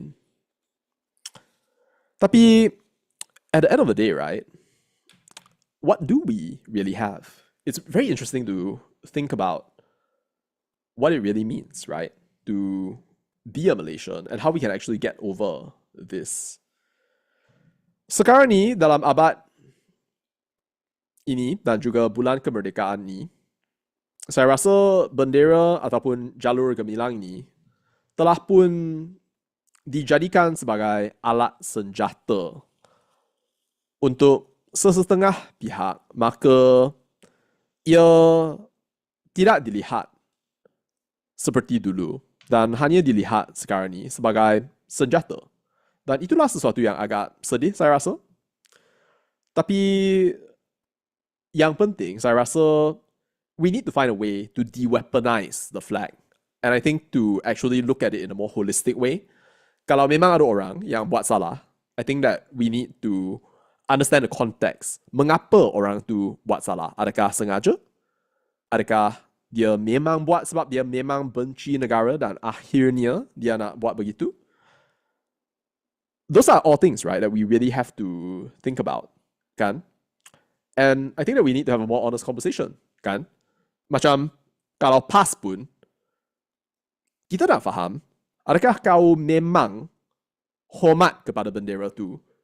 Ataupun kau cuma nak guna benda tu sebab kau cuma nak tunggang saja? is very important for us to know. We cannot not know. Because if you are going out there dalam sekolah pondok ke, dalam sekolah tahfiz, swasta ke, dan you tak nyanyi negaraku, you tak hormat bendera, tapi masa you keluar, you nak tunggang, cakap, oh, korang tak hormat bendera. It doesn't work lah. Sebab kita orang pun tahu, if you are a hypocrite, it will come out very easily. And tak kira lah you nak cakap, Melayu, saya harus bersatu dengan Melayu dan sebagainya. Sebenarnya, kalau kau tu hypocrite, semua orang pun takkan sama dengan engkau. Kau boleh cakap yang Melayu haruslah bersatu. Oh, mereka telah pisahkan kami itu. Tapi, kalau you tak tengok gaya, bahasa, adab kau yang kian terlelah dalam seluruh perbualan ni, maka kau tak boleh salahkan sesiapa pun selain daripada kau sendiri kalau orang lain tak setuju sebab mereka faham yang kau tu munafik ataupun hipokrit dengan kata-kata yang lebih berhemah. So, kalau kita fikirkan, kan, apakah cara yang kami harus menjadikan negara ini lebih berpadu? Saya rasa ada banyak cara. Tapi kalau kita memang gagal, kan, and that is a possibility, kan? Like, we have to admit that possibility. So, kemungkinannya, apa yang akan terjadi adalah, umpamanya, sesetengah orang terasa bahawa, oh, kami kena kejar keluar mereka yang hentikan kami daripada mencapai agenda kami itu. Mereka tak suka akan dasar yang kami ingin ketengahkan. Maka, kalau mereka keluar, aman sejahtera seluruh negara. Dan akhirnya, apa yang akan terjadi, saya rasa, adalah fascism, regression, and people just moving backwards in time. Not forward, but backwards. Into their own monoracial enclaves. Melayu campur Melayu. Cina semua keluar. Ataupun Cina campur Cina. India campur India dan sebagainya. Dan saya rasa itu adalah sesuatu yang agak sedih. Dan tidak merupakan apa yang kita harus targetkan. At least not in my estimation. Tetapi untuk mengelakkan berlakunya situasi ini, I think that we have to be able to independently, intelligently, kan? Like actually start speaking out in this way. Dan saya amat bertuah sebab memang ada orang yang datang ke podcast ni. Dan terima kasih untuk korang semua yang telah bersama saya untuk jangka masa yang agak panjang ni. I think it's very fortunate for me that there are a lot of people who are interested in these kinds of things. And I think that the more of you there are really, then the more we can expand this conversation. So kalau korang terasa bahawa perbualan yang sedang kami adakan pada masa ni adalah sesuatu yang bernilai kepada anda ataupun mungkin bernilai untuk orang lain, sila tolong sebarkan, make sure to like and subscribe, and feel free of course to contribute down below to this cause which I am pushing forward at the moment, because I think it's very important for Malaysians as a whole, right, to develop this sort of civic awareness, keupayaan untuk fahami the bigger picture. Saya tak cakap yang I understand the entire bigger picture, tapi mungkin aku ada keupayaan sebab I have stood on the shoulders of giants. I have been able to look really a little bit beyond what we can see today. Oh, terima kasih Elsie. Terima kasih FKFMS. I think all the politics currently are distractions, wasting people's time on the small picture. Look, China already has nukes and stealth fighters. What are we doing? Crying about flags, etc. Untuk sesetengah orang, saya rasa isu jati diri ni, dia bukan sesuatu yang boleh digadaikan. Dan meskipun kami terasa bahawa ini adalah sesuatu yang tak rasional, saya rasa memang dunia ini bukannya tempat yang rasional. Setiap orang pun adalah sistem nilai, cara pandangan, dan perspektif unik yang dibawa olehnya kepada dunia ini. Dan pada sesetengah orang kan, perkembangan secara material tu bukanlah sesuatu yang mereka meletakkan sebagai priority. Dalam dunia sekular yang dikatakan, kekayaan material adalah sesuatu yang amat penting sekali. Kita tak boleh nafikan yang sekarang ni Malaysia has not achieved the balance. Di negeri PAS kan, ada banyak orang yang meroyan setiap hari sebab isi rumah menjadi lebih banyak orang tapi gaji pun tak naik. Diorang nak cari wang pun kena keluar daripada Kelantan ke Terengganu ke pakai Grab. Lepas pakai Grab, hantarlah wang balik. Dan lepas tu, meroyan sebab tak ada wang lagi dan ekonomi negara tak berkembang. Maka, dengan itu, kita nampaklah yang kalau kita tak endahkan ekonomi pun, akhirnya, the law of scarcity is going to come. Kalau tak ada pelan, maka maksudnya kau akan berundur. Failing to plan is planning to fail.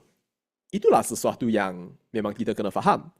Dan saya tak cakap yang saya fahami istilah tu dengan sepenuhnya. I feel that I can be a lot better at planning.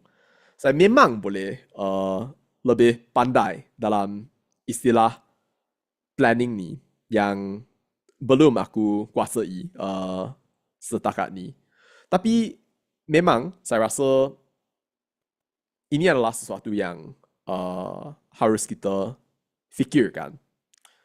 Dengan hasrat yang kami sedia ada dan yang wujud dalam hati kami semua secara individu dan akhirnya secara sejagat, bagaimanakah kami mampu mencapai hasrat itu?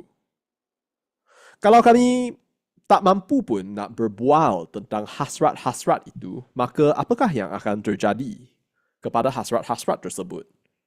No man is an island. We cannot be alone and then expect to achieve everything that we want to achieve in this world, kan?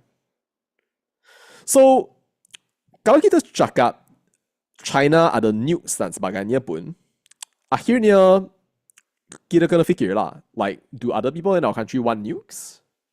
Kalau tidak, then you may not be able to get what you want, kan? So mungkin you kena migrate, right? Like, you might actually have to do that. Either that, or you change the people around you. Dan masa saya cakap change the people around you kan, so saya sedar yang it's easier to say rather than to actually do. Kadang-kadang you nak ubahkan perangai seseorang yang you dah kenal untuk 20-30 tahun pun susah. Sebab memang setiap orang pun ada personality tersendiri. You nak ubahkan pun, itu bukannya pilihan engkau. It's their choice with the available constraints that they have, kan? Kalau you tengok pilihan untuk buatkan nuklear dan sebagainya pun, dan juga stealth fighters kan, so stealth fighters tu tak murah tau. It's extremely expensive. So, kalau you tengok, umpamanya, the price of a stealth fighter plane kan, so harga dia amat amat amat amat mahal. 70 million untuk Shenyang FC-31 umpamanya. 25 million untuk Sukhoi Su-75 Checkmate dan sebagainya. Ya begitu mahal sehingga mana kita kena fikir tentang, kalau kita fikir tentang apa yang negara kami menjana melalui KDNK, adakah kami mungkin akan dapat membiayai kos itu? Dan kalau kita fikir tentang benda tu kan, kita juga kena fikir tentang sejarah. Apakah yang telah berlangsung dalam sejarah? Apakah yang pemimpin di sebelum abad ini, Perdana Menteri sebelum ini, sistem yang telah mereka binakan, pemimpin yang telah rakyat Malaysia lantikkan, syarikat yang telah melabur dan telah beroperasi, orang-orang yang telah datang ke Malaysia, hidup, bekerja, melaungkan masa, menjana ekonomi secara peribadi mengikut nafsu, keinginan, kebolehan mereka itu. Adakah itu mampu pada jangka masa yang akan datang membenarkan hasrat anda sebagai seorang rakyat marhaen untuk capai impian anda? Kalau jawapan tu ya, dalam konteks negara ni, maka okay, mungkin you boleh capaikan apa yang kau nakkan terpulang. Tapi kalau kita fikir secara logik lah, there are certain things that will be very hard to do, like even in this country. You may have to actually move out, like that's a fact. And it's not something that you can just like avoid like that. So it's, I'm sorry to tell you about that. But if there are things that you feel kan, di dalam Malaysia ni yang agak penting untuk dibuat, misalnya mengubahkan fikiran orang ramai, then I think that you will find this place a meaningful place to be a part of. I don't think you can change people, kan? Tapi kita memang boleh cari sesetengah orang yang memang mempunyai cara pemikiran yang bukannya sama, tapi mempunyai irama yang mempunyai nada yang sama dengan nada ataupun irama fikiran kami sendiri. Alright, so kind of moving on then. There was a time actually when aku dah dok crash kan acara UKEC dan saya nak gunakan ni untuk tamatkan live session ni. Ada seketika di acara UKEC di mana saya telah temui Encik Syahril Hamdan yang merupakan one of the dynamic duo dalam podcast Keluar Sekejap. Saya anggaplah bahawa korang semua ni sedar tentang Keluar Sekejap, tapi kalau korang tak sedar, itu adalah podcast yang paling terlajak laris mengikut istilah Alif Syukri. Podcast yang terlajak laris di Malaysia ni yang dihostkan oleh saudara KJ dan juga saudara Syahril. Beberapa minggu yang lalu saya berpeluang untuk menemui saudara Syahril di acara UKEC. Dan dalam sesi yang telah dikendalikan oleh beliau telah bercakap tentang visi madani. Adakah ia telah berjaya ataupun adakah ia telah lumpuh dan sebagainya. Pada masa itu, saudara Syahril telah amat, boleh dikatakan,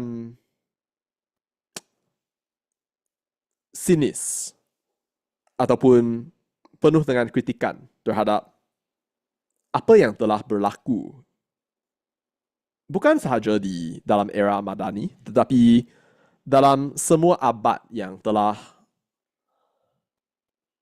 datang dan lepas dalam tangan setiap Perdana Menteri dari dahulu sehingga ke kini. Dalam mana kami sebagai sebuah negara telah melihat setiap Perdana Menteri sebagai seorang pahlawan. Tun Mahathir jadi pahlawan. Najib, Datuk Seri Najib pun jadi pahlawan. Hero yang akan menyelamatkan kami. Dan sekarang ni Datuk Seri Anwar pula yang jadi hero. Dan setiap satu daripada mereka tu dalam tugasan mereka tu telah gagal dalam satu, dua ataupun kebanyakan aspek.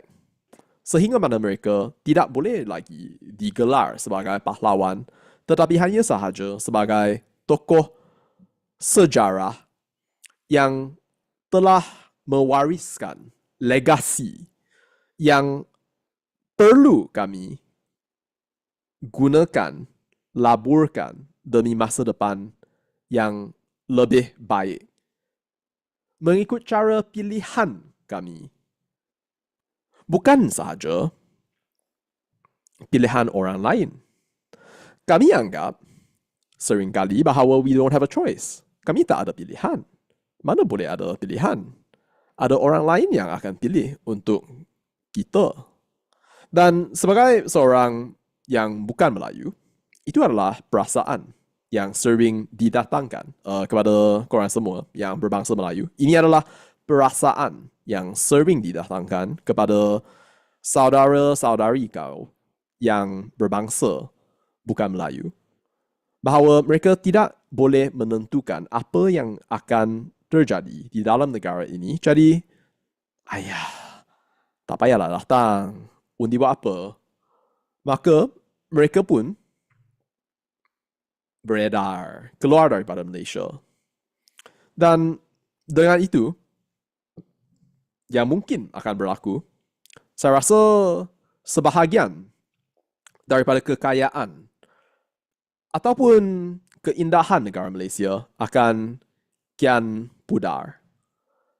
Dan kalau korang terasa bahawa ini adalah sesuatu yang sedih, dan ini hanyalah perbualan ataupun ungkapan suara yang datang daripada mikrofon ini melalui video YouTube yang korang sedang dengar ni, mungkin korang akan dapat lupakan selepas 1 hari, 2 hari, 3 hari nanti, ataupun 10 minit. Tak tahulah, mungkin lah, alah, tutup je lah live ni, nak pergi tengok Netflix ni, nak pergi tengok K-drama ni. Okay, terpulang. Tapi saya rasa kalau dalam seluruh sesi perbualan ini korang pernah ada suatu perasaan yang telah dijana dalam diri anda sendiri bahawa mungkin saya perlulah buat sesuatu. Saya rasa if you're going to do something, then maybe you should start doing it now, you know. Kalau tidak, you know, like, you would come back to the podcast and then like you'd be listening in here and there, right? And saya tak tahu lah like what I am to you.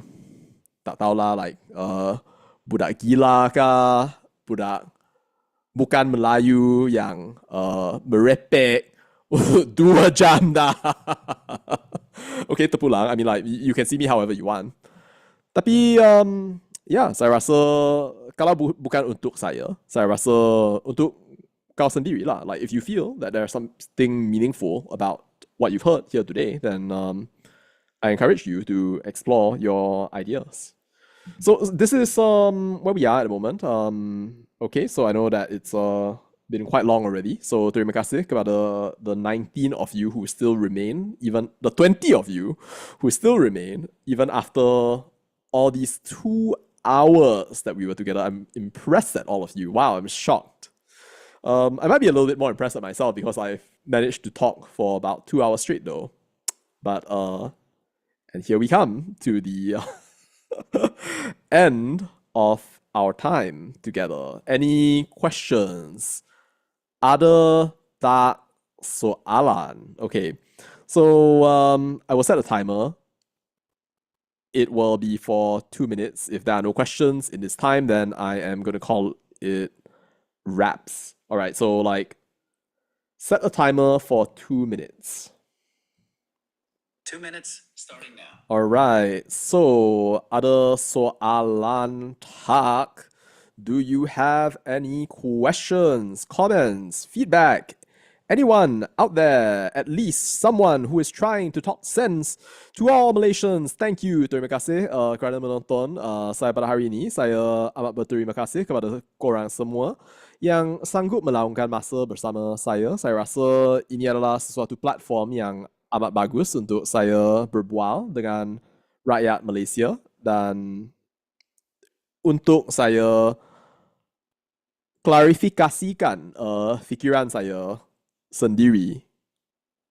Sebab memang saya kadang-kala kelam kabut sikit. Like I don't really have my thoughts clear, of course, and practicing with this language is good, I think. Thank you, Mum Kong. Terima kasih.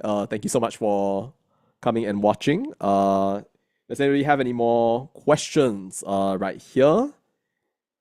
We have like about 40-ish question. 40, sorry, 40. What am I saying? Okay, it's too late already. 40-ish seconds right here. If you have a specific question, then maybe like let me know. If not, then I will close this off in the next 30-ish seconds from this right over here. All right. Anybody? All right. 16, 15, 14. Oh, wow. I can't believe like this was a 2+ hour thing right here. Oh, you're most welcome, Bubur Basi. Yeah, I think it's very interesting to think about this subject. And with this actually I'll close cause like the time's up. Yeah, so like the time I think that we have is very precious. I think that understanding really like all these different like trends, right? Like when it comes to like say race, when it comes to like say understanding like the intersections really between like the different parties, value systems, the way that we live our lives really in this country. I think itu adalah sesuatu yang amat penting dan saya amat berterima kasih kepada anda juga kerana sanggup bersama saya dan juga kerana sanggup membaca kerana saya rasa